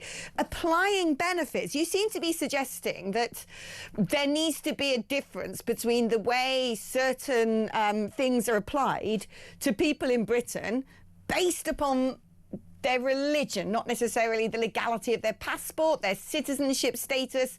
This is what I'm saying. This is when you start getting into the difficult area. And so if we're going to go there, if we're going to actually look at this politically as involving religion and genetics, ethnicity, whatever, Britishness on the sliding scale, I think we need to understand what it is you mean to do exactly, because it starts getting into a scary zone over there. Like, I got people in my family who were not Yeah, their parents weren't born in Britain. Like people I'm related to. Are they going to be harangued, harassed, not given the same opportunities? This is what we need to understand, because it seems to me if the argument is that reform aren't going far enough, how far are you guys saying we should go? Alex, as I've already said today several times now, we're not talking about discriminating against individuals. What we're talking about is outlawing certain practices that are associated with certain religions. And so that doesn't mean being horrible to people at an individual level, but what it does mean is recognizing that we have a culture, it is Christian, and it needs to be safeguarded. It needs to be defended. And it's not good enough to talk a good game about Christian values and British values. It actually requires robust use of state power to enforce these things. Like what? And on the second point, Alex, come on, you asked me a couple of questions. Let me answer the second one. On the second point about British identity, this is crucial because, as you have said, Reform are not interested in going into these thorny areas because they are too scared, frankly. I think they are cowards on this issue. Or is it that they're scary? I mean, what do you mean by that? It's scary. I find these areas, personally, some of them start tilting into areas that I find a bit scary. Well, look, we're talking about the very existence of our nation, Alex. Of course it's scary. But my answer to this, to what you're actually asking here, which is what does it mean to be British and how does our definition differ to that of Reform? As I've said already, again, Reform believe that to be British means to believe in British values. Matt Goodwin reiterated this just today, and Zia Youssef and Layla Cunningham and Nigel Farage and Richard Tice have all said this on multiple occasions. Richard Tice says that he doesn't care that the indigenous British people will be a minority in this country in 50 years because he'll be dead by then. Farage has said that demographics are of no concern to him. These are people who do not believe that Britain is a people, whereas Restore Britain says, quite forthrightly and without shame, that Britain is a people and that there is a qualitative difference in the Britishness of an individual, of somebody who's come here 5 minutes ago and got themselves a British passport, and somebody whose family has lived here for 1,000 years. My stepsister's mixed race. Is that okay? What do you mean? I mean, again, I think what I've just said is quite clear. I don't think it is clear. This is what I'm really struggling with. I'm not finding this clear enough. Alex, come on. You're a very intelligent journalist. I know, right? which is why I'm trying to ask you, beyond talking about things that I think a lot of political parties are now talking about, banning cousin marriage, banning the burqa, etc. Beyond that, you then keep talking about this being about British identity and British identity being on a sliding scale, and you keep referring to demographic changes, and I understand all of these things, but why is it that, you know, where Reform have reached on this, where is it that you're pushing ahead radically different? This is what worries me, and I just need to know, you know, I just want it spelt out quite clearly. Is it just halal meat and that's it? I think viewers at home will understand what it is that I'm getting at when I say that there is a difference between somebody who has come here in the last 5 years and got themselves a British passport, got themselves a indefinite leave to remain or a British passport, and somebody whose family has been here for 1,000 years. Because what we're talking about there is the polity that we are seeking to represent and act in favour of when we engage in the political process. Because if you don't know who it is that you're seeking to represent and defend the interests of, then you can't engage in political activity. So please let me finish, Alex, come on. So Reform do not have a clear idea of who the British people are. Their only definition that they have stuck with since they launched, as I've already said, Tice, Farage, all of them have said this, is the same as what Blair defined the British people as what Cameron defined them as, what Gove defined them as, which is British values. Whereas what Restore Britain is saying is there is more to being British than that. Okay. And the people we are seeking to serve the interests of are not those who just happen to have come here in the last few years and got a passport and believe in democracy and tolerance and all the rest of it. It is the British people. And everybody who's listening to this right now knows exactly what I'm listening and I don't. Okay, so can we go back over this again? Because I'm listening with intent. Reform has said that being British is people who, you know, support British values, who, you know, live here, etc. You're saying we all know who the British people are, and I'm saying explain it to me. Break it down for me, please. I already have, Alex. How many times are we going to go? Again, no, please, again. For me. Explain to me who the British people are and how you're going to treat them differently to the people you regard as not the British people. We have been through this already. I know, but I'm not understanding it. It isn't clear to me because you are talking in the similar sort of safe terms that you accuse Reform UK of doing. What do you mean? What is this? You know, you talk about ancestry. How many generations do you need to have before you are British? Or you're talking about, you said white and Christian earlier. Is that important? How movable is that? I mean, explain it to me. 2 points here. How many generations do you have to go back? 1, you have to have a British parent, right? This is not difficult to understand. If you have a British parent, then you are British, okay? Or half British, right? And in terms of the religion thing, this country and the 4 constituent nations that make it up were founded on Christian principles. They are absolutely fundamental to who we are as political organizations and as people, right? And so if you believe in things that are fundamentally antithetical to Christianity, like the creeds of other religions, then yeah, that does make you less British, I'm afraid. Because and what would this country was founded on Christianity. What would you do about those people? What do you mean, what would I've already said that we will outlaw practices associated with other religions if they are distasteful and frankly disgusting to our sensibilities, like halal and cousin marriage and all the rest of it. In terms of doing things to people, again, you keep trying to put these words in my mouth. We're not going to do anything to anybody. Okay. We're going to use the law to create the kind of culture that we want to have in this country. Right. I understand all of that, but now what I'm trying to understand is how that is different to what Reform are saying. I mean, I think to everybody listening, they will be able to tell, because Reform are not offering anything close to this kind of agenda. Okay. Look, Charlie, thank you ever so much. I appreciate you coming on. And I appreciate you sort of, you know, I know it's sort of got a bit tedious, me asking the same questions over and over again. I'm still not entirely clear, other than the fact that Restore have said they're going to ban halal meat, and I haven't heard that come from Reform yet, what the major differences are. I'm just not. But we have a lot of time to figure that out, don't we? Because you guys have just launched, so all strength to your elbow. I think it's a brilliant thing when people are standing up defending their nation. But I do think, you know, there are people out there who will have questions about... We need the granular detail here, because when it's talking about difficult things, you know, you're British if you have one British parent. But then a few minutes ago, it's like there's the sliding scale of Britishness.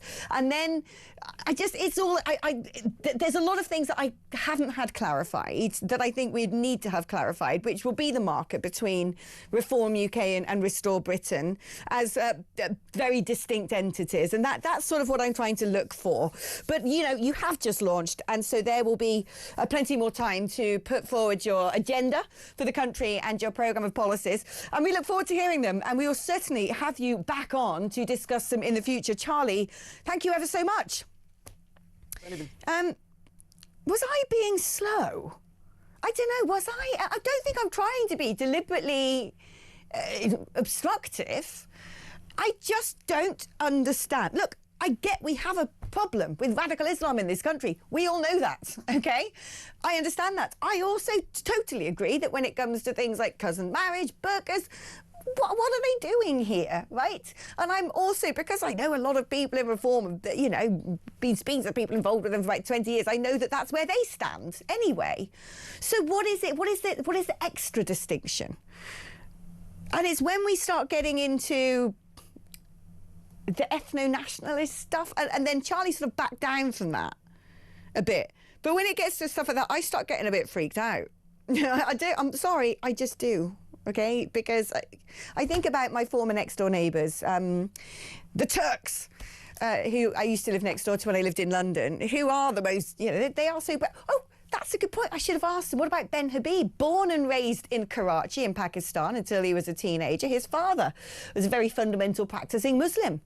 Ben Habib, not that British. Is he getting a different... Is he going to be allowed to join the protest? I don't know. We need these things understood, because from where I stand, if Reform isn't going far enough, where do they want to go that's further? And I've managed to elucidate halal meat is one thing. Okay? I've got that one. Put it down. I've not heard Reform talk about banning pre-stun slaughter, and I have heard Rupert Lowe say he's going to do that. So that one I understand. The rest of it, I don't know. I just don't know. And we've got to ask these questions, because some of the conversations we're now beginning to have, and I'm not saying they're not warranted, I'm not saying that people don't want to have these conversations, they do, up and down the country, but we do need to have them, and we need to have them with candour, because there's some very loaded issues.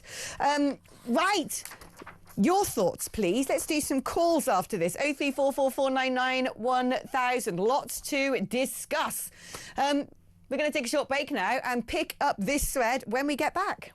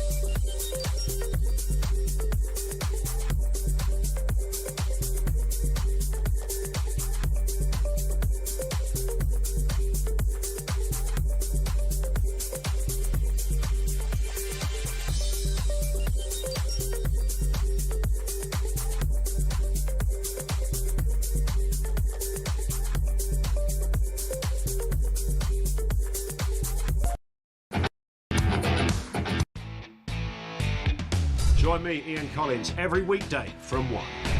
My 12-year-old. Obviously, he won't be 12 then, he'll be 16, but if he's anything like he is now, he shouldn't be anywhere near an election booth.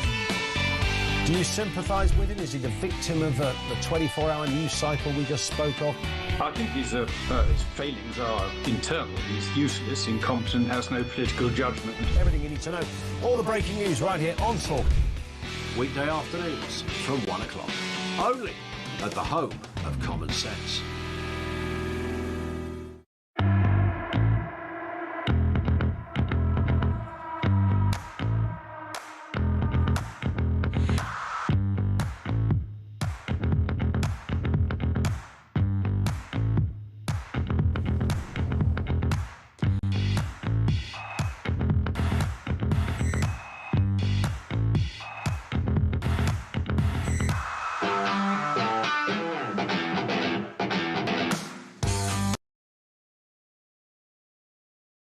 Across the UK, on DAB+, on YouTube, on your mobile, and on your side. This is... Hello there. I'm still reading through some of your messages, and I'm still struggling, can I just say, to understand. Someone said Ben Habib's mother is white British, by the way. I know that. Jenny, I met her. But then Charlie Downs was basically saying that you know, there's a sliding scale of British. I don't understand.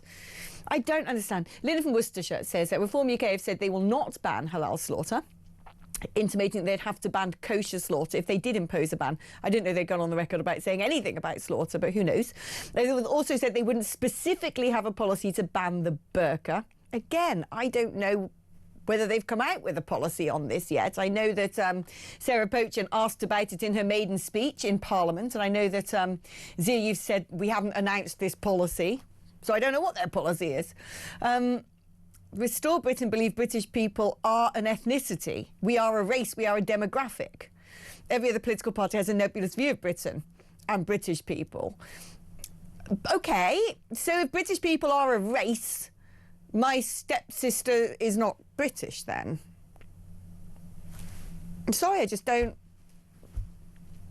don't understand. If you're going to say it, just say it. Say the quiet part out loud, OK? This is what I'm going to say to Restore Britain.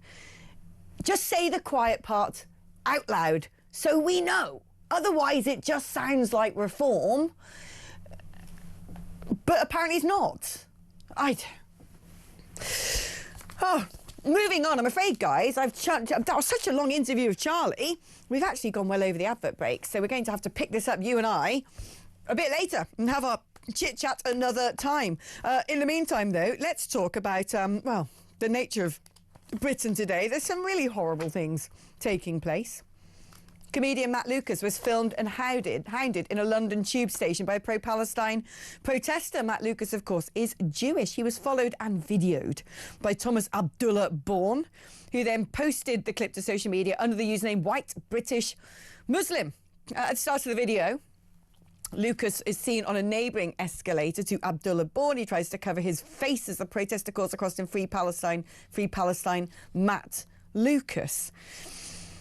Let's bring in Jake Wallace-Simons. Jake, I'm concerned about so many things in the country right now. I'm extremely concerned about Islamism. I'm extremely concerned about the harassment of Jewish people. I'm extremely concerned that we are at big risk of some sort of vile overcorrection as well.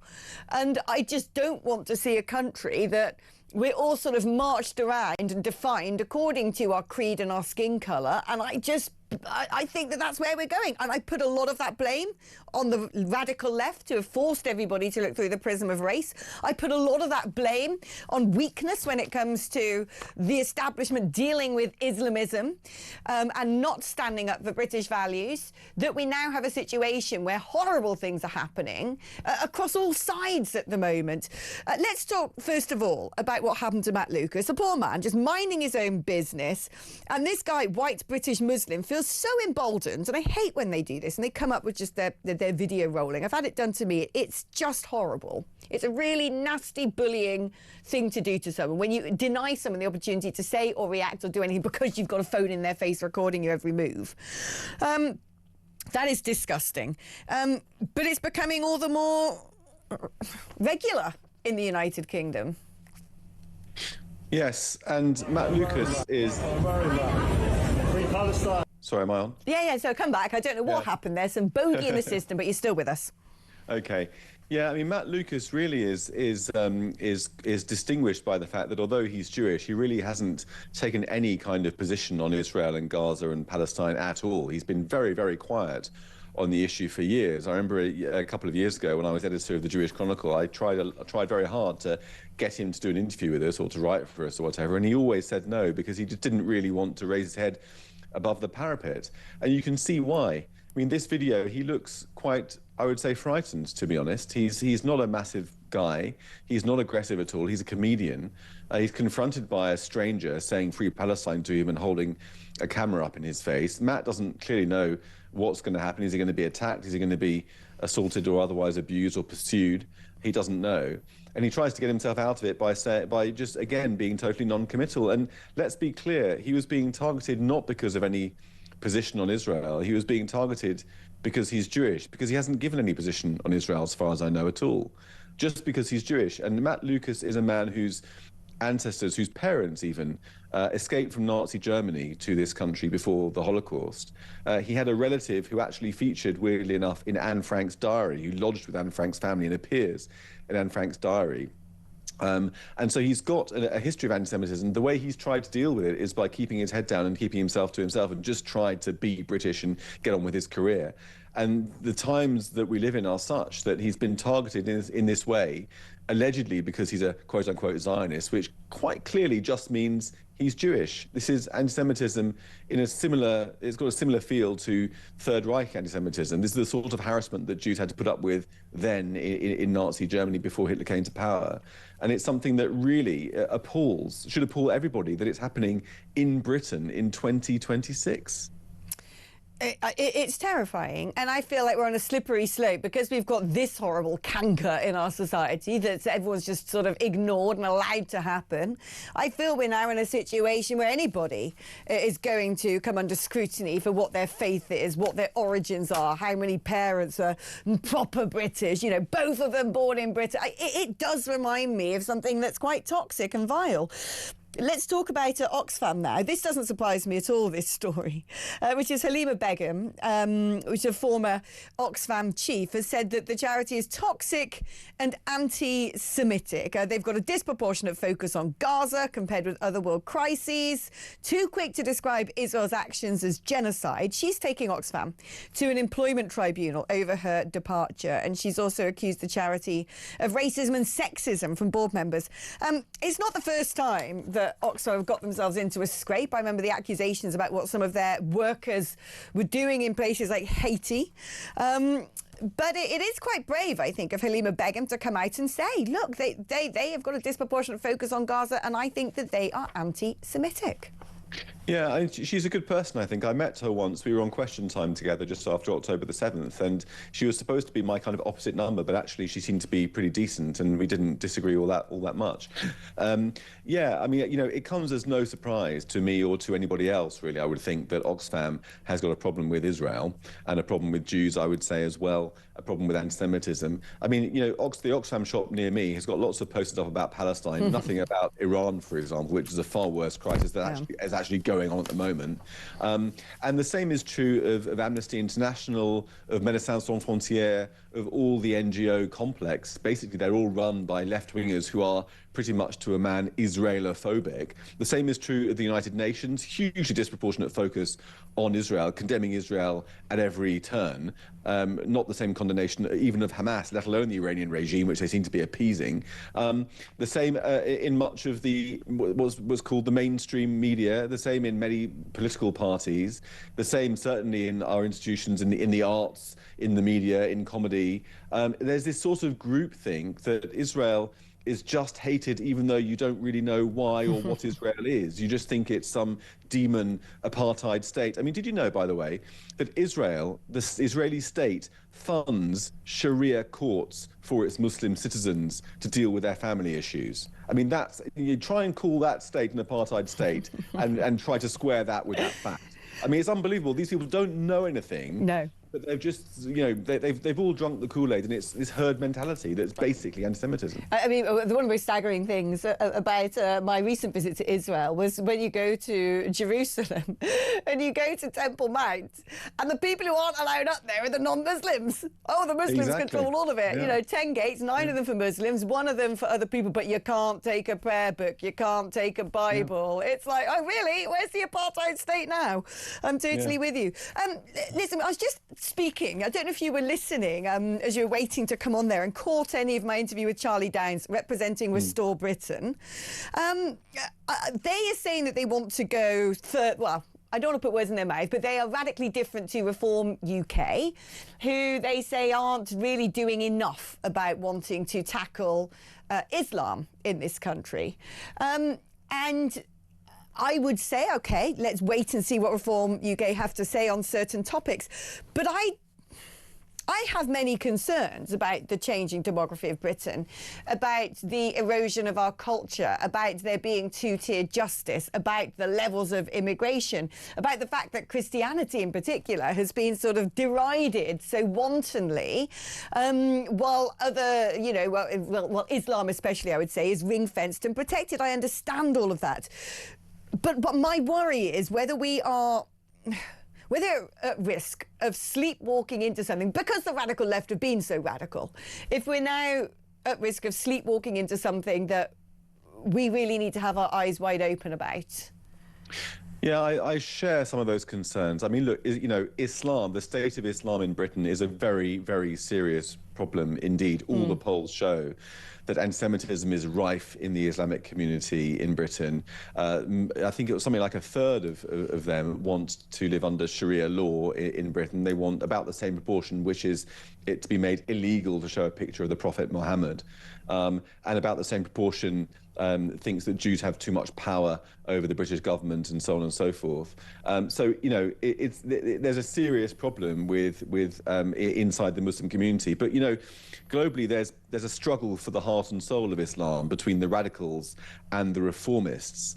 And we've got, what is it? It's about 6 million Muslims in Britain. We cannot just live in a society where we try and deport all of these people, many of whom are born in Britain, many of whom have allegiance to Britain, even though a lot of them maybe don't or object to Britain and the West. There's got to be a solution where we embrace the British Muslims who embrace us and who wish to be part of our society without, frankly, rolling out some kind of racist policy that seeks to kick them all out because they're Muslim. That would be entirely wrong.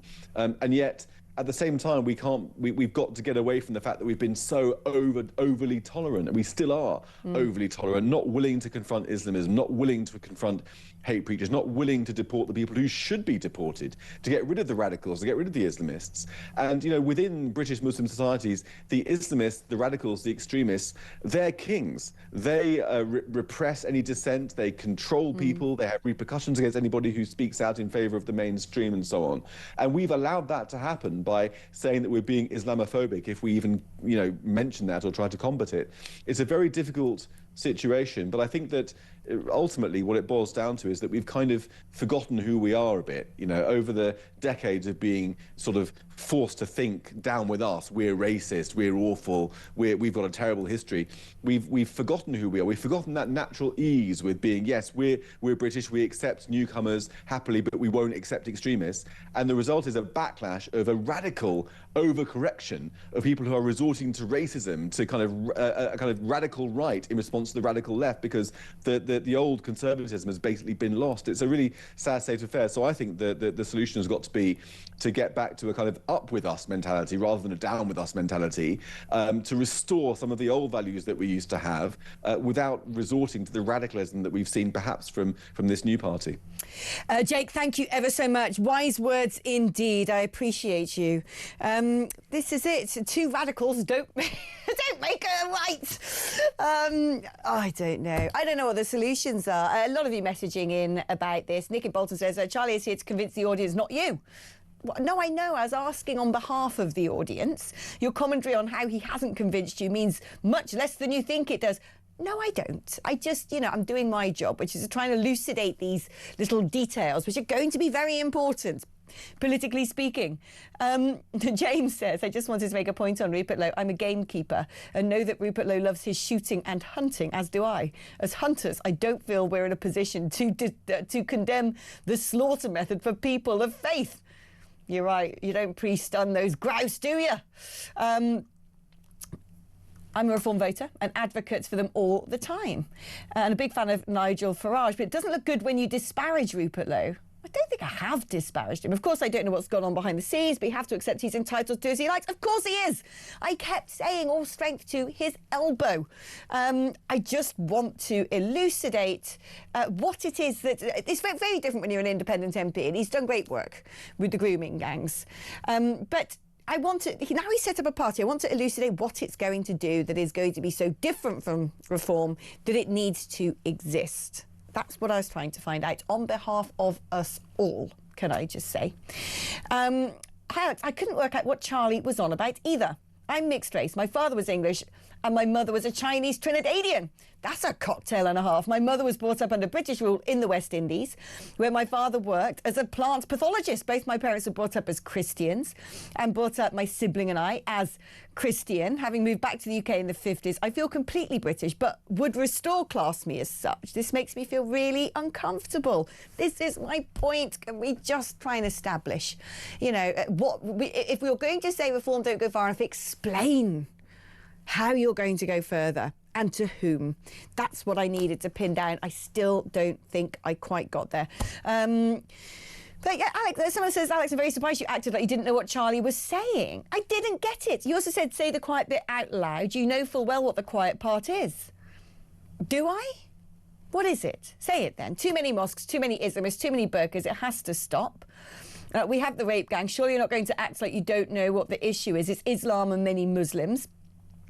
Is that the quiet part you're talking about? I have constantly said, and I went on Politics Live, OK, you can go back and look at that, and I said I would ban non-Church of England and non-Catholic faith schools. I said that, my particular belief is we shouldn't have any priest-done slaughter, any. Non-priest-done slaughter, any, regardless of which religion it may cater to, because I just believe in unanimity legally. And I've said for a long time, right, about women's safety and our cultural values. I get that. What I want to know is what is the modus operandi going to be here? And I still don't think that's been elucidated. But there you go, we have time. OK, let's take a short break now, because afterwards we're joined by one of my favourites, and I haven't really left enough time because I want to get as much out of him as possible. It's Ralph Schallhammer, just after this.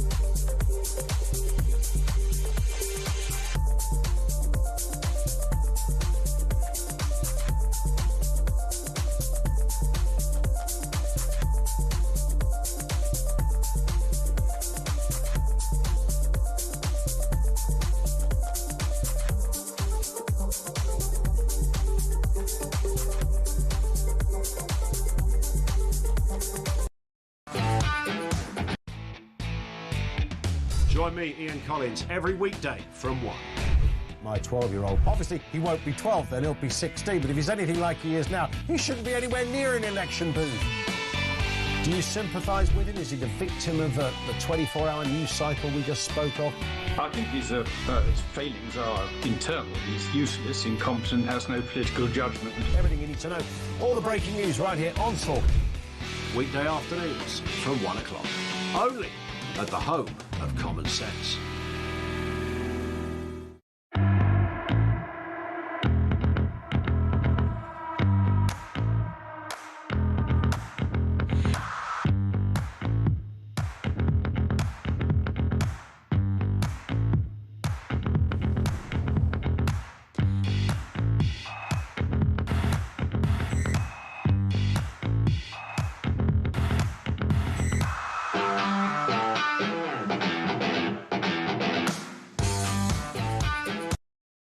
Across the UK, on DAB+, on YouTube, on your mobile, and on your side. This is Talk. Hi there, welcome back, and let's bring onto the fold. He's our favourite. We love him. It's Mr. Ralph Schulhammer, the Professor. How you doing, Ralph? Very good, the indispensable Alex Phillips. It's so nice to see you again. Oh, Ralph, don't make me blush. Right, let's talk about, well, the fact that we're basically back in the EU. When do I get to get my Parliament car again and start claiming 300 quid a day to be in Brussels? Because we're near enough there at this point with all of the Prime Minister's alignments. I don't think we've spoken about it enough. The ridiculous pact on defence, the youth mobility scheme, dynamic alignment with their net zero policy, and basically Rachel is saying the prize would be to go back into the single market. There's not many crumbs of Brexit left after that, is there? No, probably not. But to be honest, I wouldn't worry too much about this anymore. I mean, this might be the optimist in me that is speaking. But I would argue that at least in its current form, the European Union is seeing the last of its time. Give it 5 to 7 years. I mean, something will stick around. It's like for the history buffs among you viewers, it will be like the Holy Roman Empire, that at the end was neither holy nor Roman nor an empire. So the European Union at the end will probably be neither European nor an union, but it will still stick around. But I think the main problems and the main issues are domestically. It's the same in continental Europe, and you talked with your viewers today about this. There's a lot going on in the UK, and I think these are going to be the debates of the future. They are very interesting. I love that. Let's just not bother about talking about alignment with the EU. He's doing it anyway. We don't get a say in it, and then he won't be Prime Minister forever. So there you go. I think that sums it up quite nicely, because anything he tries to do to drag us back into the EU, if there is a, let's say, a reform UK government, it'll be ripped up.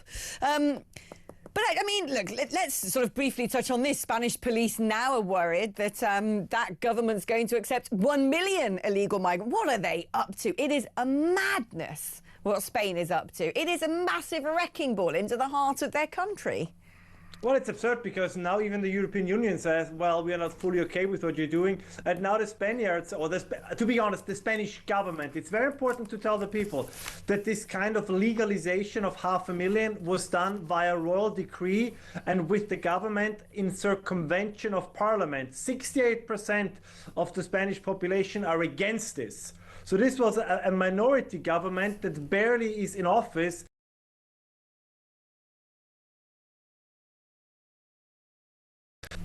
No, and it's blimmin' perilous. It's irreversible. And frankly, Folga marches a country into the sort of situation we're finding ourselves in now, where you suddenly think the solutions are looking incredibly difficult, and let's have a grown-up conversation about it. So you must have been listening to my interview of Charlie Downs a bit, or at least sort of how we now approach this. What do you make of the launch of Restore Britain? Well, let me put it this way. I'm a foreigner, so take everything I say with a grain of salt. And I was on your show, and I was last week with Ian Collins, where I said, I like very much what's happening generally on the British right.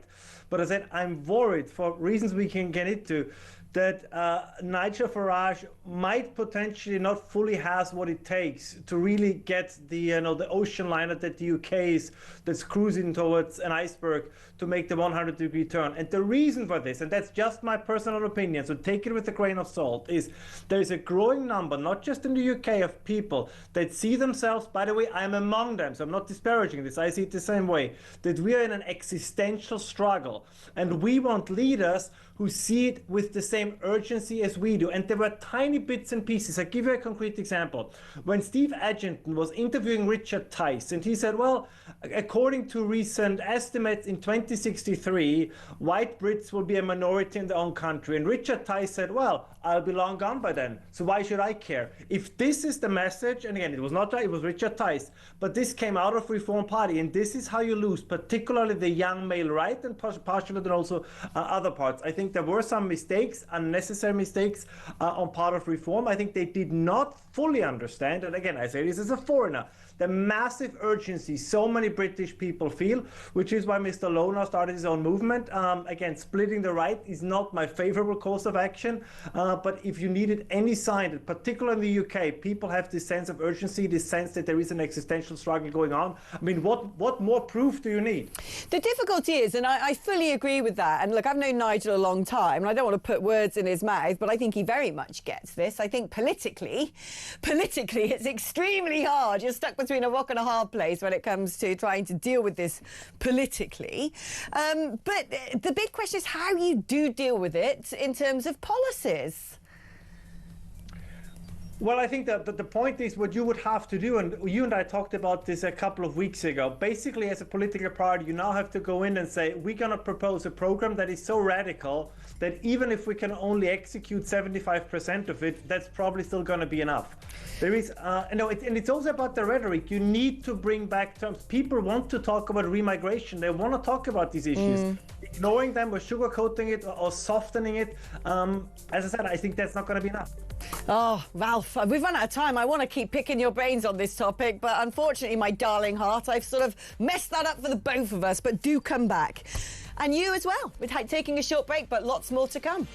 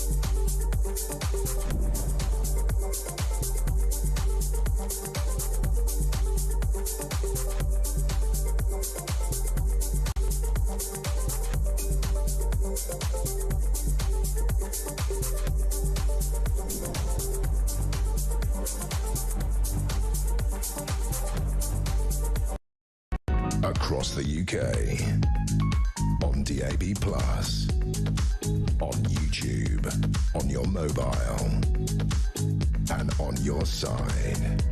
This is Talk.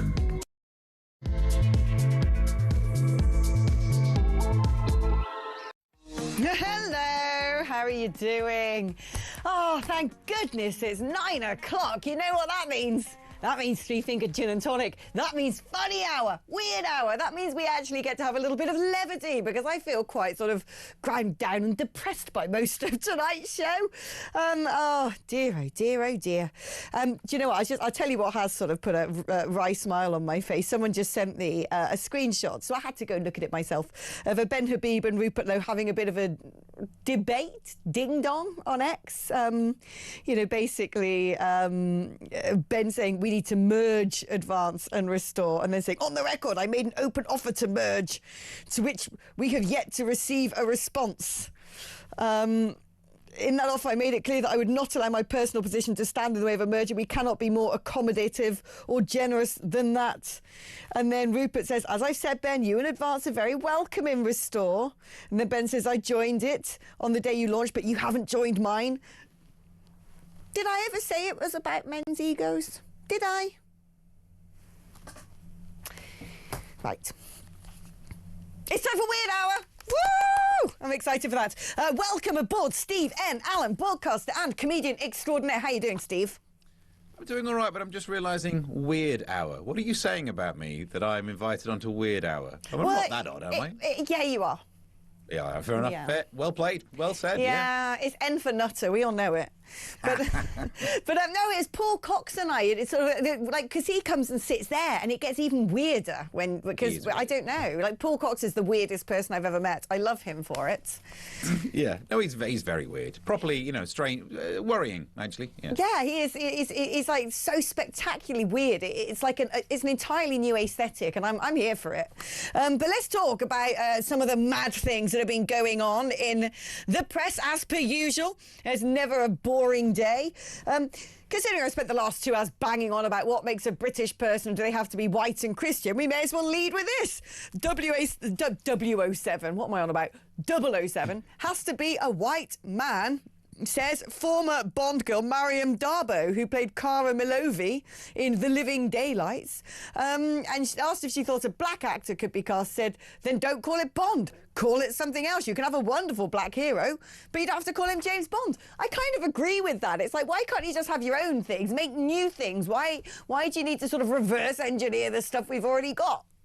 Yeah, I mean, she makes a very good point. We do need, for context, to remember that she was in a Timothy Dalton one, so she was willing to play under a Welsh Bond. No, if I'm just saying that to wind you up. I'm just saying that to wind you up.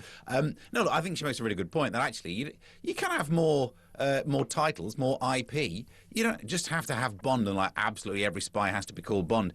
You know, there are other words, there are other surnames out there. There are more numbers than 7, which actually means you've got plenty of scope. I don't want to go into all the counting numbers, but you really could have a full panoply of them.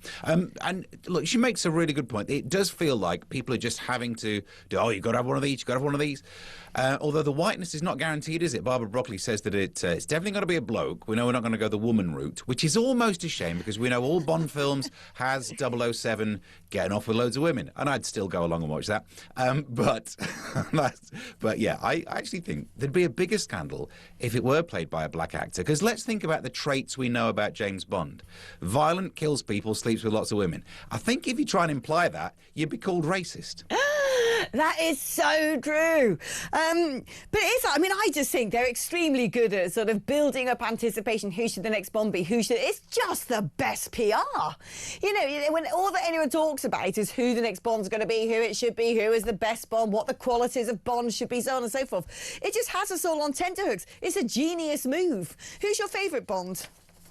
Well, do you know, I mean, I do enjoy the Daniel Craig ones, but I grew up in the era of Roger Moore, and I like the humour of those ones. I love the eyebrow raise and then something really smutty. I always think that men's favourite Bond is Roger Moore. Men just love a bit of Roger Moore because he was sort of like this caricature character who always just had a really cool selection of like dressing gowns, and was just like the ultimate sort of smutty gentleman. And so men look at Roger Moore and be like, yeah. That's the sort of man I want to be. Whereas women go, nah, I'd take Sean Connery any day. You say that, but I mean, from my point of view, all of the Bond films that had Roger Moore in them always ended with such a carry-on joke, with Q saying something that was just pure smut. I think there was The Spy Who Loved Me. What do you think you're doing? Actually, this is Roger Moore who actually had the line. What do you think you're doing, 007? Just keeping the British end up. Oh. I mean, it's just, it's like Carry On, but I absolutely loved it. But you do need to remember the Living Daylights when he was way too old to do any of it. It was more belly than man and somehow winning judo fights with Grace Jones. Oh, it was brilliant. You could see him barely able to blimmin' walk in that film, and yet there he was, sort of like, jumping through elevator shafts and stuff. Which is the one? I think my favourite scene ever in any James Bond. I went through a period of watching them all back, and there's one, and it's somewhere. I think it's based somewhere like Haiti or the Caribbean, and it's all voodoo and stuff. And then at the end, there's a sort of grapple going on in the piranha pool, and then that might be Roger Moore force feeds the man this inflating bullet or something, and he just turns into this giant balloon, flies up to the sky and explodes, and I love it. Live and Let Die, if it's the Haiti, if it's the voodoo ones. Yeah, Roger Moore, definitely. Theme tune, not the Beatles, everyone thinks it, but it's just Paul McCartney. Oh, I'm a nerd. Have I let slip the fact that I'm a bit of a Bond nerd? Whoops. Bond is amazing, though. When you actually go back and rewatch them all, it's just brilliant. And I was quite pleased towards the end of like the sort of the end of the more recent Bonds. We started to get back to cheesy Bond. Yeah. Although it was, Daniel Craig says that Austin Powers ruined that style of Bond, that actually in all the Daniel Craig ones, they couldn't do anything that was high gadgetry or any, Q did nothing other than was quite good at IT. Literally in the Daniel Craig ones, Q could have been a call centre in India. But apparently just ruined by Austin Powers. All of the cliches that you would use in Bond were just ruined. We'd all learn to laugh at them instead. And people keep forgetting about how good Pierce Brosnan was, though. I love Against some of those, they were great films. I love the fact that you just say Pierce Brosnan and Dean behind the glass starts doing some sort of like football arms. He's clearly Team Boz. I love Boz. That man is so handsome. It's like, you are ridiculous. I reckon out of all the Bonds, to me, he's the, if I were to read the book and picture Bond, I think Brosnan's the one who comes closest to what Bond is in my imagination.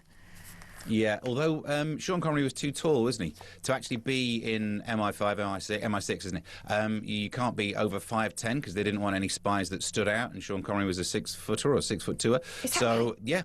Yeah, you got to suspend your disbelief, or he had to crouch. I didn't know that. Also, can I just say, before we move off Bond, one of the greatest, most ridiculous scenes of any Bond film, which you just couldn't get away with now in 2026, is in You Only Live Twice. That's my favourite Bond. It's got that volcano situation, which is just too cool. But it's a bit where he goes to Japan and he has all that weird stuff. He has his chest waxed and they put fake eyelids on him to look more Japanese. And he comes out like, what's that supposed to be? And he's still 6'2", clearly like the only basketball player they've ever met. It's amazing. Oh, it's utterly brilliant. Right, now talking about transforming yourself into something that is a sight for sore eyes, the Bank of England says gender fluid male staff can wear eyeshadow and high heels to the office in a new dress code. Love it. So basically, if I went down the Bank of England tomorrow, is it going to be like that, what's that trans programme where all the men dress up in funny clothes? I don't know. There's a famous on the one. BBC. Yeah, pretty much, yeah. But Doctor Who. Yeah, good point, well made. Yeah, I mean, they've gone from quite the strict dress code before. I mean, nothing official, but it was frowned upon that men should wear brown shoes. Imagine that. You've gone from too much of a transgression to wear brown shoes. You've got to wear black shoes. They can be a 5-inch heel these days, but please, not brown. You've got some standards to uphold. And as a little aside, how are we still doing this? Well, the phrase gender fluid sounds more like brake fluid than anything else. Do you know what I mean? It feels like if you spot any of that, you want to check for a leak, and which they very much could be one. But this, I suppose, this is easy to mock, but this is the area where, look, as long as you can sort out your single-sex spaces and toilets and sports, feel free to dress up to work looking like whatever you want to look like, and also it should be free to mock people who look like that if it looks mockable. But this one, yeah, you know what, if you've got your silly dress codes, fill your boots, and I'm sure they'll be very stylish boots. I mean, this is it. When you look back at British history, OK, because I'm a bit like you, single-sex toilets, that's got to be the way it is. Men aren't allowed in women's sports. Men aren't allowed in women's changing rooms. If you want to wear a frock, be my guest. And also, it's up to every individual business to decide if they're going to have some sort of uniform or dress code. But when you look back at British history, at the point that the British Empire was at its largest was the Jacobean period. Have you seen what men look like then? These massive ruffs around their necks and beauty spots and big wigs. Yeah, that's true, isn't it? And powdered faces just to cover up how ill they looked. Which is odd, because if anything, you go more ill by being powdered. You think, like, I'm going to cover up some of these blemishes by making it look like I've already been done by the undertakers. Weird. Yeah, let's put some, like, neat mercury onto my face, lest anyone sees all the welts on my skin. It's hardly a brilliant concept. Now, apparently Paloma Faith has sparked fury. After slamming parents-to-be who stage gender reveals for their babies. She's expecting a third child. And she's poked fun at gender reveals, saying she had a blue balloon in one hand, a pink in the other, then said, "This is my gender reveal post. Is it going to be a boy? Is it going to be a girl? I want all of you to know." And then she goes, "Oh, does it matter? No one gives a beep about gender anymore. You beep, beep. Homophobic beep." And I'm like, I think all of it's a nonsense. I think the people who bring up their child as an it are, quite frankly, perverted, and that's a form of abuse. I also think people who think anyone cares, unleashing all these pink balloons or blue balloons, have a very inflated sense of how interested we are in their offspring. Yeah, it's weird, isn't it? She's right for all the wrong reasons. That can happen. When I saw the headline saying she's mocking gender reveal parties, I was like, finally, because what a waste of time.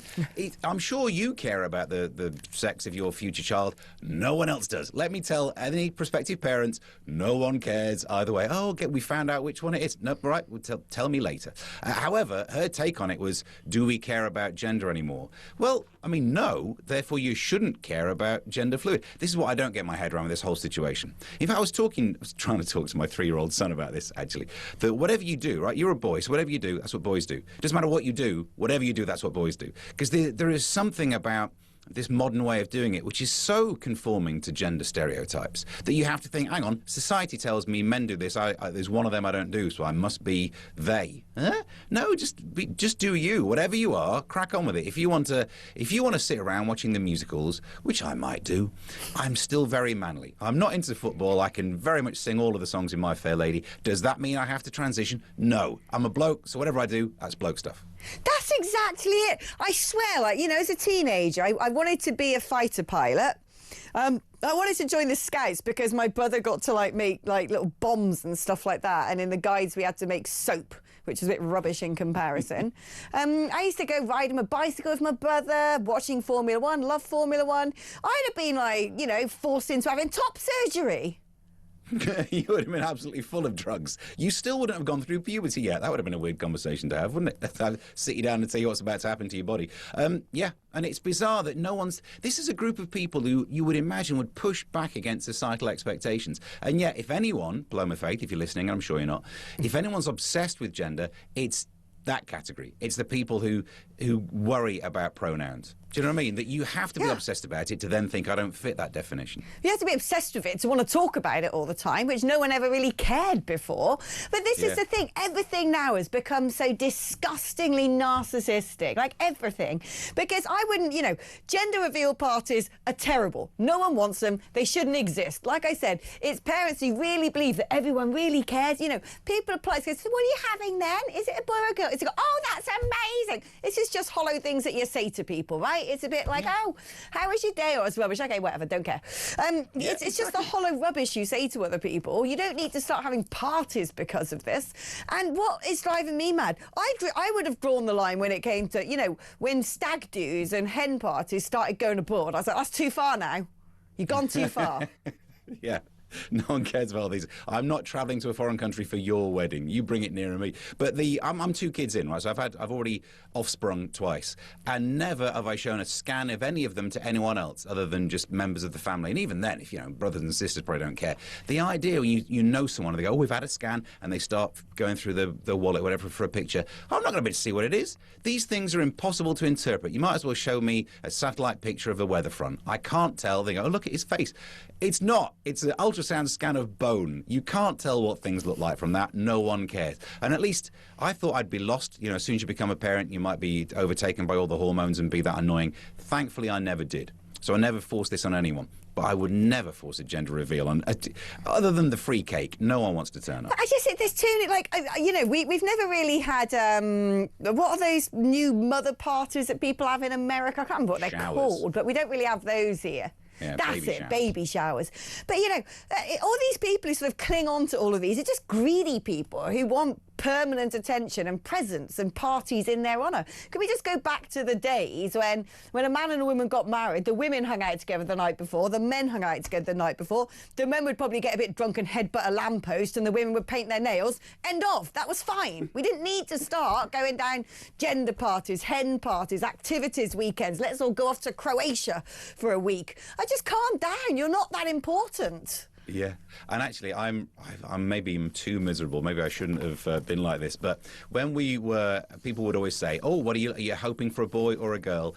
And I couldn't hold it in. I just had to say, like, it doesn't really matter what I want, does it? I'm not the most important thing in this. It doesn't matter what the mother wants, whether it's a boy or a girl. Let's all stop thinking our opinion or our wants are that important. Whatever it is the most important thing. I can't think of anything worse than expressing a preference and finding out your kid's the other one. Why have you just jaded this existence? Do you know what I mean? You're having a kid, shut your face, see what you get.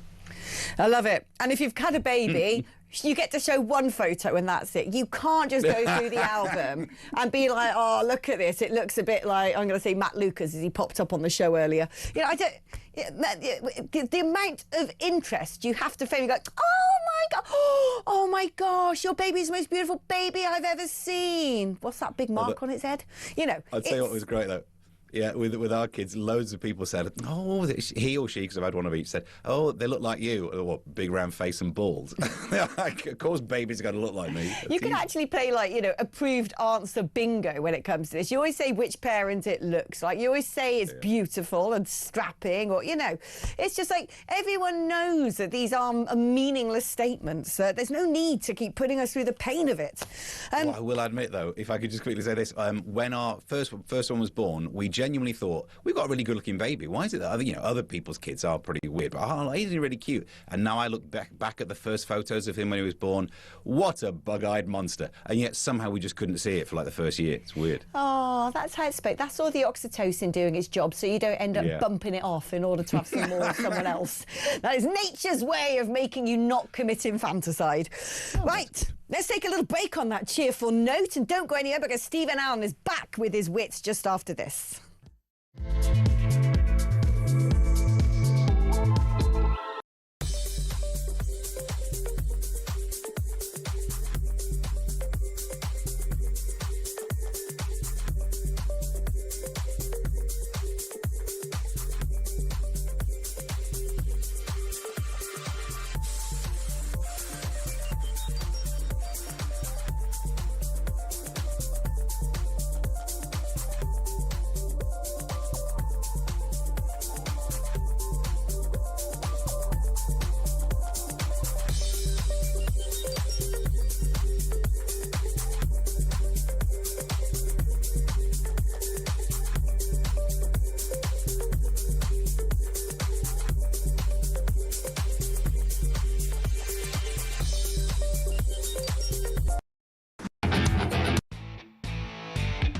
Join me, Ian Collins, every weekday from 1. My 12-year-old. Obviously, he won't be 12 then, he'll be 16, but if he's anything like he is now, he shouldn't be anywhere near an election booth. Do you sympathise with him? Is he the victim of the 24-hour news cycle we just spoke of? I think his failings are internal. He's useless, incompetent, has no political judgment. Everything you need to know. All the breaking news right here on Talk. Weekday afternoons from 1 o'clock. Only at the home of common sense.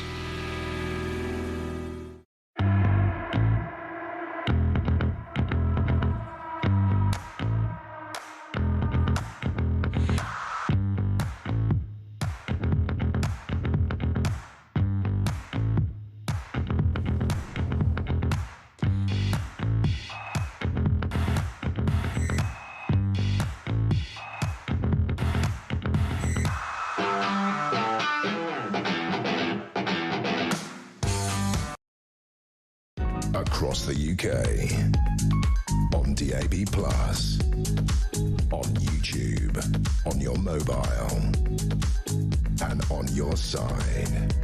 This is Talk. Hello, welcome back. I was just enjoying myself, a little bit of a fight, reading a fight there on X. Not involving me, that's my train journey home, no doubt. Can't wait for the horrors I'm going to get in my comments. Talking about horrors and journeys. See what I did there? What a segue. There's a brilliant story where an Amazon delivery driver somehow drove into the Thames estuary after following directions from his sat-nav. The vehicle was travelling to Foulness Island. What a name that is, Foulness. 4 miles from Southend-on-Sea, which is close to the public because the Ministry of Defence uses it for weapons testing. Who was having delivered what where? That's what I want to know. Then the driver followed the sat-nav's instructions across an ancient 6-mile walking path into the Thames estuary on Saturday night. Steve, did he not look at his windscreen at any point? Like, did he not go like, oh, this don't look like a road anymore for 6 miles? And he ended up in the sea. How'd you do that? Look, I'm a big fan of Darwinism, and I think whenever this happens, just leave him to it. I feel like this is how you improve the gene pool. Do you know what I mean? If you are the kind of person who looks at the sat-nav and the sat-nav says, go straight ahead, and you think, well, that's clearly where the Thames is. Oh, well, I guess, computer says yes, then you're not really needed. I do worry that what happened, given that it's an Amazon driver, is that he got out there, got into a bit of trouble when the water started to rise. There's probably a picture of the Amazon parcel in the water that's been sent on the app that just says, your parcel's been delivered. Because you never know where it is. This picture, like, that's not my front door. What's happened there? So we've all been through it. But, yeah, I mean, it is worrying, isn't it, that people just acquiesce to the instructions of computers. The sat-nav says go for it. It poses a question of who was ordering what and where. Was it someone coming over from France on a small boat who was trying to get a pizza delivered for when they arrived or something? Like, how'd you end up in the sea? Where are you going? Like, what is that? So this is where they test, dropping bombs and stuff, delivering bombs. I think we are now in such a terrible state in the UK that our army has to have Amazon Prime delivering its ordnance. That, we can't send a bomb in anywhere. Now, can you just go over there and it'll just be a letter bomb? That's the only way we can hope to have any sort of armed forces these days because they're so underfunded. There's a chance it's that. Have you ever ended up with sat-nav taking you somewhere that you're really... Because it's happened to us all, hasn't it? To a more or less extent. We've all sort of followed a sat-nav and suddenly gone, no, it's a one-way street and now everyone hates me. It always happens to me when I'm abroad more than anything because the sat-nav, still goes, yep, I can work over here, France, don't you worry, I've got this nailed down. Then all of a sudden you find you're sort of going around some ancient Bastide city or ancient Bastide town. You go down a road and then all the, Seed the Passage ones are going like, oh, zut alors, hey, roast beef. And you're like, no. I don't want to show off or anything, but whenever the sat-nav tells me to do something I shouldn't, I don't do it. I don't know how. Somehow I spot the thing when it tells me to do a U-turn and the sign says no U-turns. I think, oh, well, probably won't do a U-turn then. There's a road in Hertfordshire, because the only problem is my sat-nav sometimes sends me down lanes because he thinks it's quicker to avoid accidents or roads closed. It doesn't really think about how small my car is and how it's not going to make it through potholes or anything like that. But there was a flooded road and I didn't plough on through it. I turned back, or I saw people later get stuck in that kind of stuff. But maybe it's because as a stand-up comedian, you do more driving than you do comedy. You're on stage for half an hour, you drive to gigs for 3 hours each way. I'm a way better driver than I'm a comedian, which might not be saying much, but it's saying something.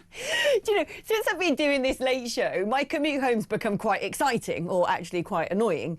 But when I get back at the wee small hours and my main thoroughfare, my main A road to get home is closed, because they always do that at night time. Like, well, during the day you can drive down here, but at night time you're on your own. The diversion, seriously, had a sign. It sort of forced me off the A road up to a roundabout, and it just had a big sign going, no sat-nav. And I'm like, all right, great. So what do I do now? I had my sat-nav on because that meant I had to go around all the back ends, the country lanes, the little villages. And I'm like, if I'm not allowed to use sat-nav, what am I supposed to do? Follow the North Star? That's one way to do it, yeah. They do that, don't they? Because I live quite near the A1. Whenever I come back from gigs on the A1, they always shut that darn thing in the middle of the night. And the diversions are through small, lovely little villages in Cambridgeshire and Hertfordshire and Bedfordshire, I suppose. And none of them are prepared for the lorries that are going to come through it. I don't know why they put it's a motorway for some of it, diverted through a small town, so it's just guaranteed queues. So eventually you just have to roll the dice and think, I will head off in a direction, wait for the sat-nav to pick up a new route and try and follow it and hope for the best. And the worst thing is when it just drives you back to the closed road that you're trying to avoid. Oh, that is the one. That is the worst one, isn't it? When you're like, right, I've got to follow the diversions. Then you're sat and like, go this way, go left, go right, go up, go down, then go right again, then take another right, and then you're like, oh, I've been here 3 times now. Horrible. Talking about horrible, Disney's Snow White film, didn't see it. Apparently flopped so massively. They made a $170 million loss. Did anyone watch that film? Anyone? No, I was tempted so that I could, like, write a whole piece about how bad it was, but even I couldn't be bothered. That's impressive, isn't it, to be that bad?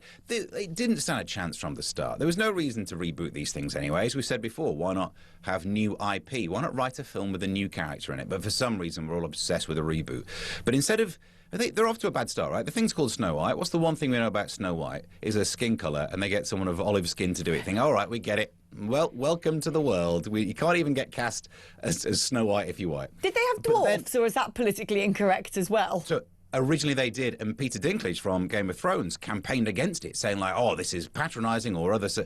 Here's my theory. All he was doing is making sure no other height-restricted actors became famous enough to take the jobs he clearly gets offered. I think that's what was happening. So hold on. They didn't have an actual Snow White and they didn't have dwarfs. So how did they do Snow White and the Seven Dwarfs?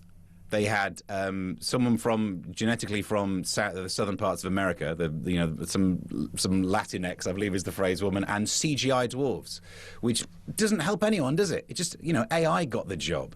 And then there's not only that, you have the fact that there was a fallout between the main two casts because Israel happened, and then there was all of the interviews that the main character Rachel Zegler, whatever her name is, just hated the film. If you don't like Snow White, maybe don't be Snow White. She said that the Prince Charming was a stalker. She said that the original film was quite dated. What, the one that came out in the 50s? No. So I mean, so much of it was an absolute bin fire, and that's what it ended up being.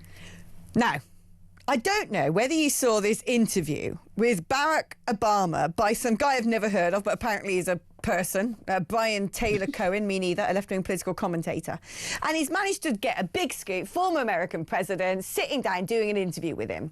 Now, you can tell this guy ain't a trained journalist and he's just a podcaster, because he asks a question and says, are aliens real? And the former president of America, and a recent one, says, they're real. I haven't seen them, and they're not being kept in Area 51. And then he just moves on to another question. I'm like, whoa! Was there not a follow-up? Why didn't he go like, Barack, what do you mean they're real? How do you know they're real if you haven't seen them? What is the evidence? Is this going to be... are you making an on-the-record statement now as the former president of the United States telling the entire world that we are not alone? Like, come on! You can't just be like, yeah, moving on to other things. It's like, hang on! Yeah, but we want to know, what's your favourite thing to do over a weekend with Michelle? It's like, no, back up to the aliens existing, the kind of thing that we were told recently the Bank of England should prepare against, because it will be such an economic mess, apparently, that someone said the Bank of England should get ready for when aliens are fully identified. This could have been it. This could be the moment, the Mars attacks thing. And if you notice, since then, he's clarified, Barack Obama's clarified, saying, oh, statistically, there are lots of planets, and some of them are so far away from us that nothing will be able to travel, so they've got to him. It's a cover-up. Somehow the aliens have gone around to where he lives and they're on it. So I fully believe that he knew. Although, if they actually had evidence of aliens existing, do you not think Trump would have mentioned it by now to try and pull focus away from the Epstein files? I have gone well deep into all of this stuff, all the disclosure stuff, all the UAP documentaries. I'm well into it. All these congressional hearings of whistleblowers going, yes, I've seen biologics. I know all the lingo now, It's a UAP, not a UFO. Transmedium, biologics. What is it? The non-human intelligence, NHI. Like, I got all the lingo now. And so the more I've watched on this, the more I'm like, yeah, something's going on. There's stuff going on. And we aren't being told, because it's such a big thing. It's such a huge, big, massive thing that they've decided, do you know what? It's going to upset people ontologically if we tell them this. But I'm like, this is huge. This is huge. I mean, firstly, Transmedium sounds like the kind of outfit you can wear if you're working in the Bank of England or wherever it was these days. That's their new outfits and their size as well.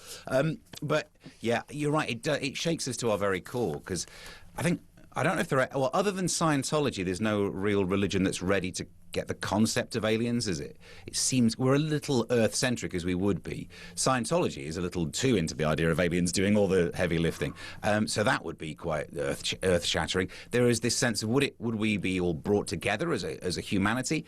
Probably not. Have you ever met us? So it'd be just another reason to fall out over stuff. So maybe, even if we do know that they exist, it's probably best that they don't tell us. So the question is, why did Barack just totally forget about that and go, yeah, sure, aliens exist? Oops. Yeah, I want to know what he knows. There was more questions, they weren't asked, and it's just upset me deeply. And do I think Donald Trump one day might be the one to blow the whistle on this? Well, if he's going to want to keep a legacy, if he wants to go down as one of the most memorable presidents in global history, then that's what he's got to do. Publish the files! Publish the files, Donald! I can't wait for it as well. I mean, I think it would be nice to get a different point of view, the non-alien intelligence, the non-human intelligence. The human intelligence ain't doing that much. So it'd be quite nice to find out there's some aliens up there. Because the worry is, and even I think Stephen Hawking said this as well, if aliens have been able to make contact with us, they are so technologically superior that the problem is whenever a superior civilization meets a less developed one, it tends to not go so well for the less developed one. So it could be us then having to moan about stolen land. Oh, I don't know. I think, by and large, I think, I'm fairly content with the idea that we're on some sort of farm, that we just don't know. Like the goldfish in the goldfish bowl doesn't know it's in a goldfish bowl in the house of a human in the middle of Gloucester, which is in the United Kingdom, which is in Europe, which is on a planet, which is in a solar system, which is in a Milky Way, etc. It can't do the full zoom out, and I think we only get so far, and we can't zoom out further than that. And I'm quite content to be in a little petri dish organised by aliens. Do you not think they've taken it too far? If this is just some sort of lab test to see how we respond to stuff, it was kind of okay up till the 80s. And then aliens, you've taken it too far. This is an absolute mess. Come on now, we all like a bit of a laugh. But since the year 2000, I mean, Y2K we thought was going to be the worst thing ever, and since then everything has been worse. Come on, aliens. Oh, yeah, if only the millennium bug was real, we could have shared ourselves so much future pain, basically. Yeah. We wouldn't be worried about AI, would we? All the computers would have blown up. Oh, man. Oh, it's so good catching up with you, Steve, and Alan. Thank you ever so much, my darling heart. That was a bit weird for you there. When we come back after the break, I'm joined by one of my favourites from New York, the columnist for the New York Times, Adam Coleman. And I might just ask him about aliens to kick things off before we get back into other American news.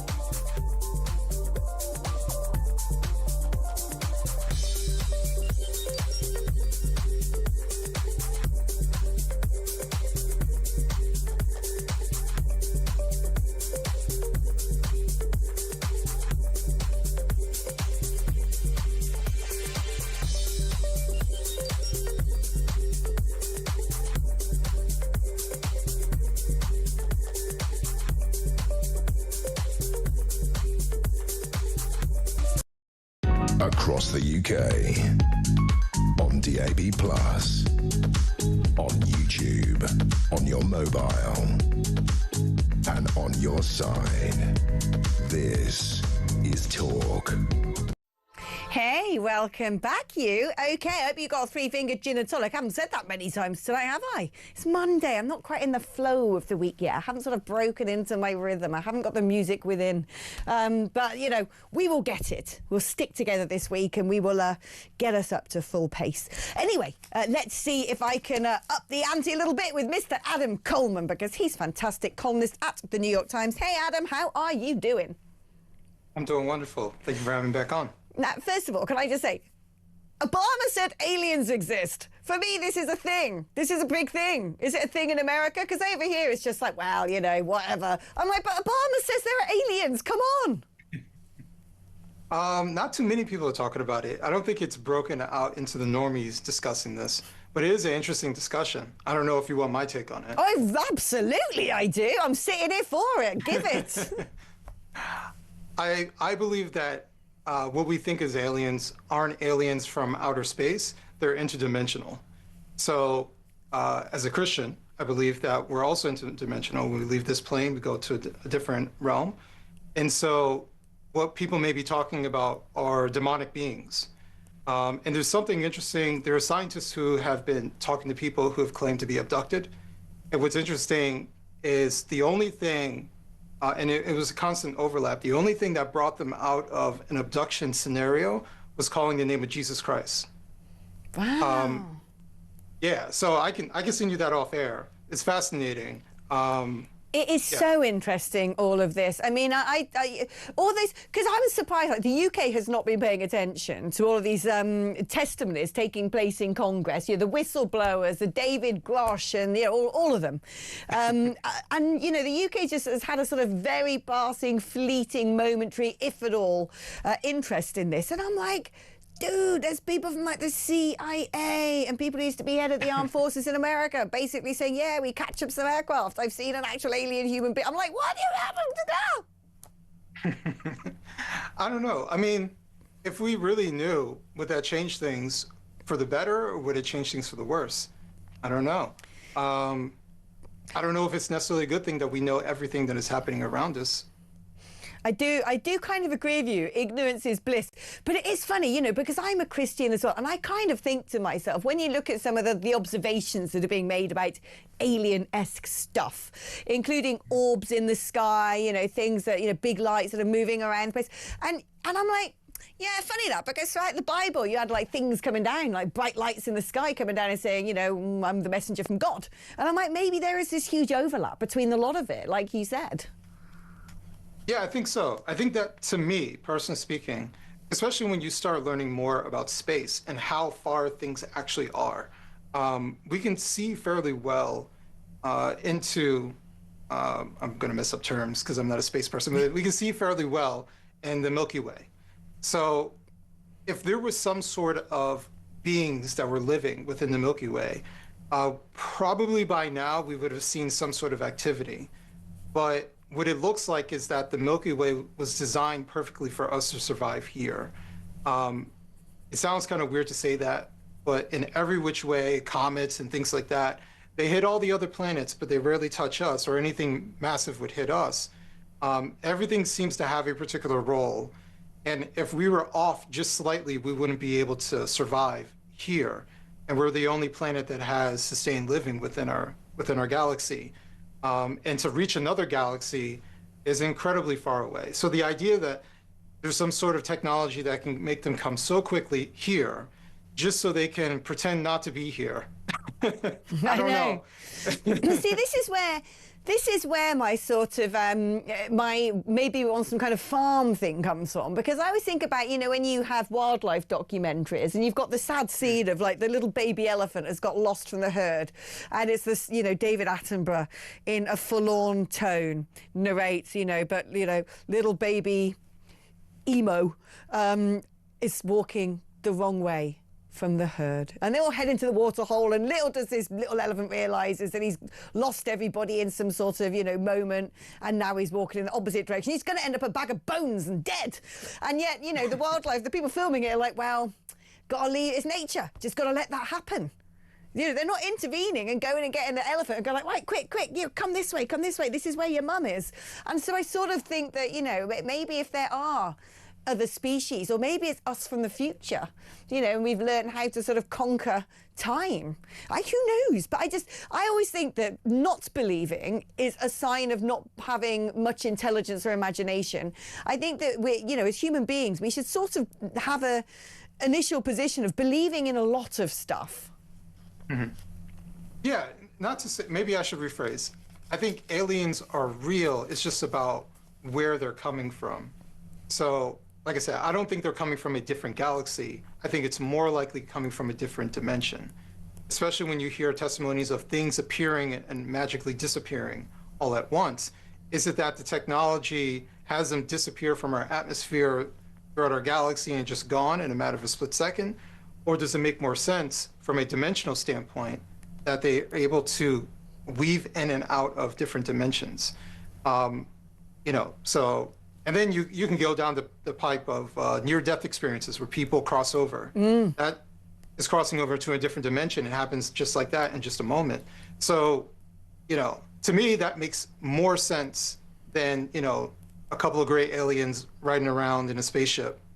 Right. I always feel I find when people sort of go, don't believe in God, don't believe in extraterrestrials, I'm just like, that is so sad. You know, I kind of then feel like, what is the purpose of anything if it's like, I live here and then I die and that's it? It's like, come on, there's got to be more positive news than that. Anyway, let's move on from I could talk about aliens all day. It's such, honestly, I'm like female Joe Rogan. This stuff, like, you know, let's get into the younger, drier process, the fact that there's been a cataclysm, ancient civilizations, UFOs, ghosts. I'm here for all of it. But unfortunately, that is not the programme we're doing tonight. So let's get back into some of the, I don't know if I can be bothered doing that one about Epstein. Is there anything else we got to talk about Epstein? Pam Bondi says all Epstein files have been released. And what's America's big take home today of the latest in this? That there are a lot more perverts than we thought, and that apparently millionaires and billionaires don't know how to write incomplete sentences. That's actually my take. Well, they're all grammatically lazy. They all do like text speak. Super lazy. It's like the grammar level of fifth graders. I saw a thing. I went place. It was like, that's how they talk to each other. But we saw a lot of associations, which I think sometimes, what I take from Epstein is that he's a socialite. You can talk about his character and all the things that he was doing, but he was a socialite. He was rubbing elbows with everyone, and it's a small circle. So if you were wealthy at that time, you were at the same parties that he was going to be at, and so that's why you get. There are pictures of Elon Musk in the same room with Jeffrey Epstein. So you're going to rub elbows with a bunch of people. So to me, it's not necessarily guilt by association because you're at the same event. We've all been at events, and there are sometimes people there you don't like who are at these events. God forbid someone takes a picture of you standing near them. But it's the people that he was constantly in contact with and the people that were in contact with him after he had already been prosecuted. So, you know, that's when you start seeing the people, I apologize, I should have known better. You just didn't care. Right? Yeah, I kind of get the impression this latest thing that's happened has slightly flooded the zone because it's come up with like 300 high-profile names. Everyone, Donald Trump, the Obamas, Bill Gates, Woody Allen, Kurt Cobain. They're all, basically everyone's on this list. So now it's just like, oh, well, who cares anymore? You know, not who cares, that sounds pretty terrible. But, you know, it has sort of flooded the zone, muddied the waters, some other analogy. Now, let's talk about... I love this, that America turned around and said, if you are the victim of free speech persecution in the United Kingdom or Europe, you can come and be an asylum seeker in America. And the very first candidate has now sort of been revealed, which is the man who burnt a Quran here in the United Kingdom. He's called Hamid Koskun. State Department officials are going to help him flee the UK if he loses a blasphemy case this week. Good on them. Wow, I didn't know about this. I mean, we talked about this last week, I believe, about the possibility. I didn't know they had someone in mind. I mean, that says to me more about what's happening in the UK than it does the United States. The idea that you can't do these particular things, even things that are distasteful, even like the ACLU, you know, at least years ago, they're a little bit different now, but years ago they defended the right for the KKK to have rallies, not because they agree with the KKK, but it was the idea that if we're going to have free speech, everyone, even the things that are distasteful, has to be allowed to practice these particular things. So the idea of having some sort of blasphemy laws or going after someone for distasteful speech is anti-American, and it sucks that you guys are going down the opposite path. Oh, I know, it sucks a lot. I tell you what, it really does. And talking about that, I want to ask you about old Mamdani. How's he doing over there in New York? Because I keep seeing clips and bits on my feed, and in this world of AI and fake news, I never know what to believe and what not to believe. So I was shuffling through my timeline earlier, and up popped a video saying that, oh, well, now in New York, you've got the call to prayer. I'm like, really? Has that happened? Or is that just some sort of, like, you know, nonsense that's been put online to trigger me? You know, the call to prayer one, I'm not 100%. I did see what you're talking about, but I don't know 100% if that is actually the case, or, to be fair, if that is something that is completely new, because I'm not 100% sure with that. New York City has a lot of people. Every demographic is in New York City. So it wouldn't necessarily shock me if there was one particular area that was Muslim majority that did have to call a prayer. But but I don't know 100%. So that's something I have to look into.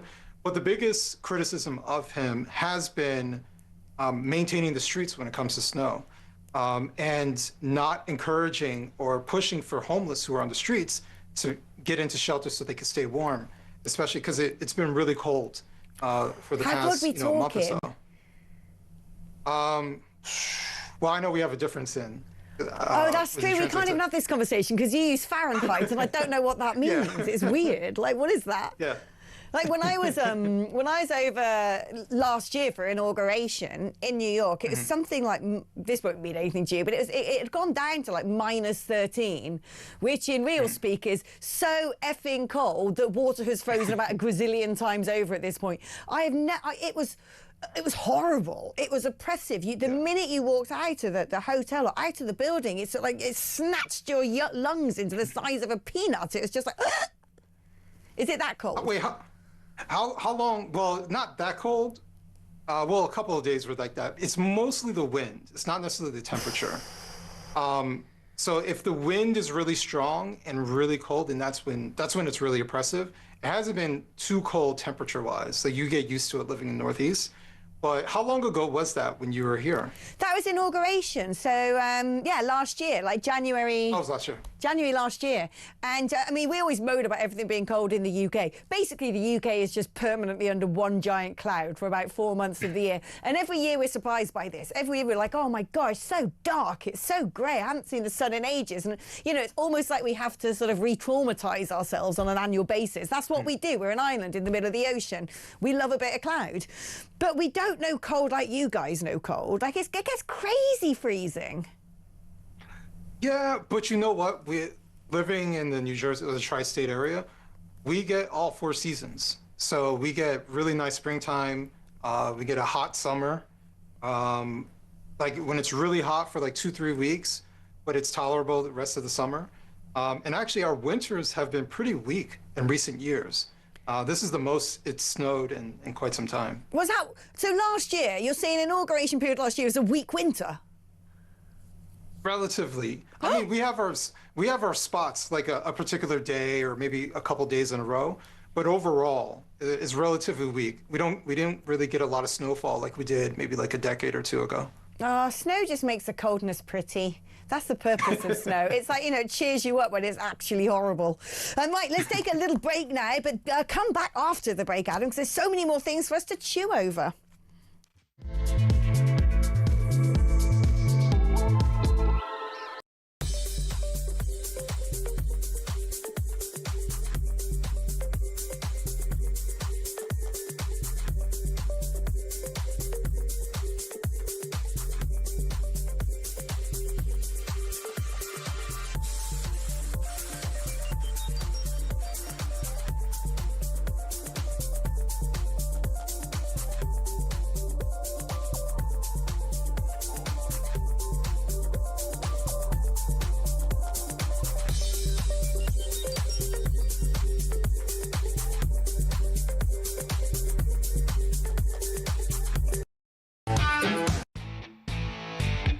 Join me, Ian Collins, every weekday from 1.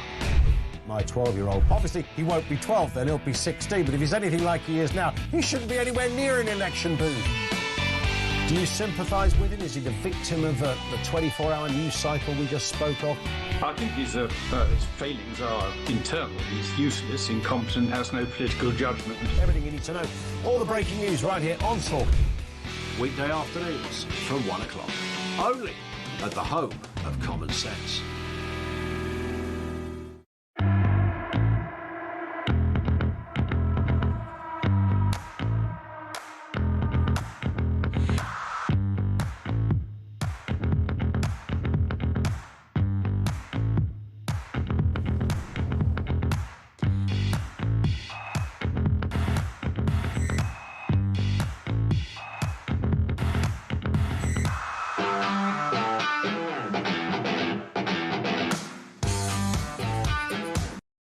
Across the UK, on DAB+, on YouTube, on your mobile, and on your side.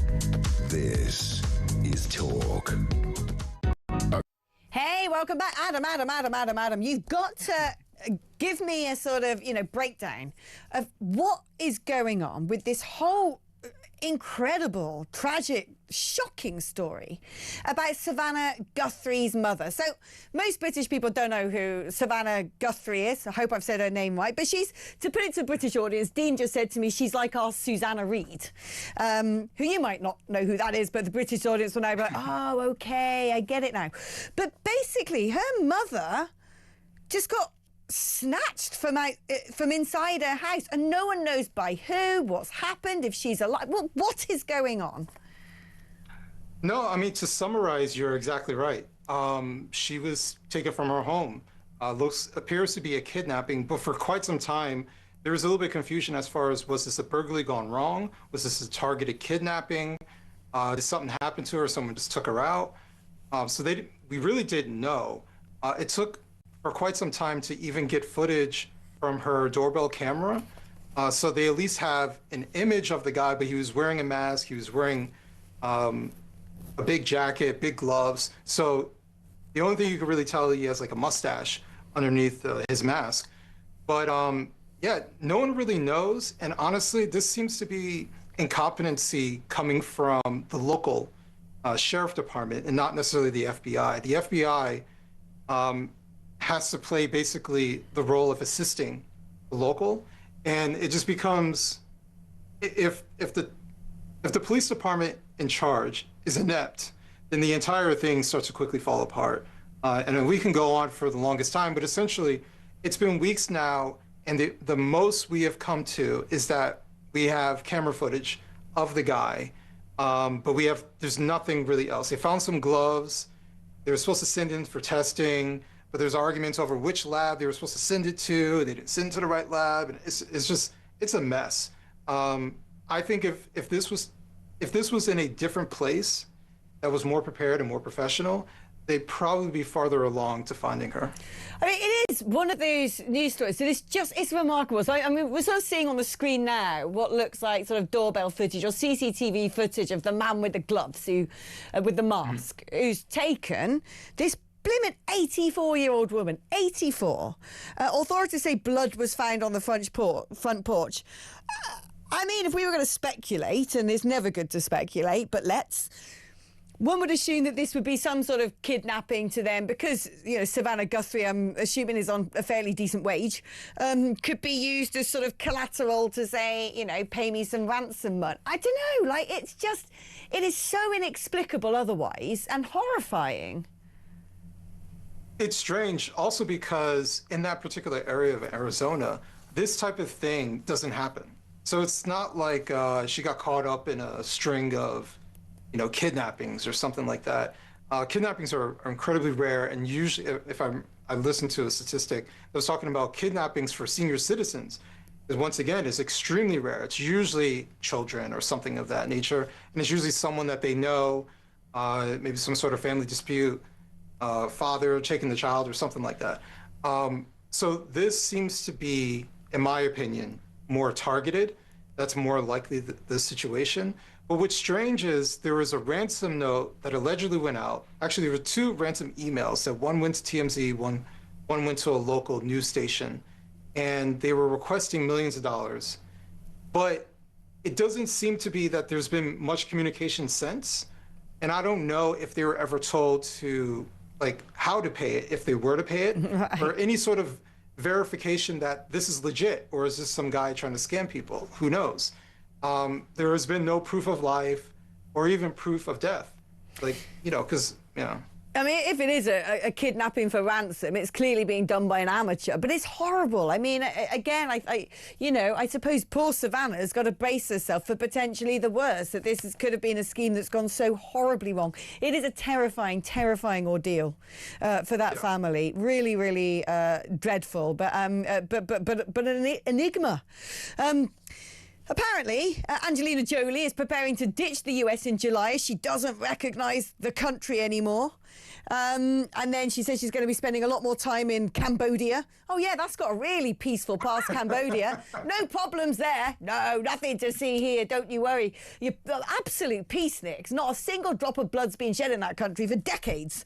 And then she says, I'll be visiting family members wherever they may be in the world. What I want to know is how long before she moves to the Cotswolds, because that seems to be the official conveyor belt from the wokerati of America who don't like Trump.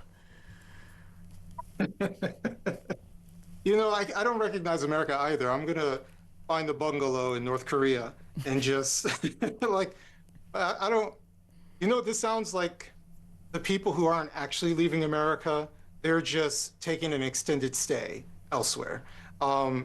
That's really what it sounds like.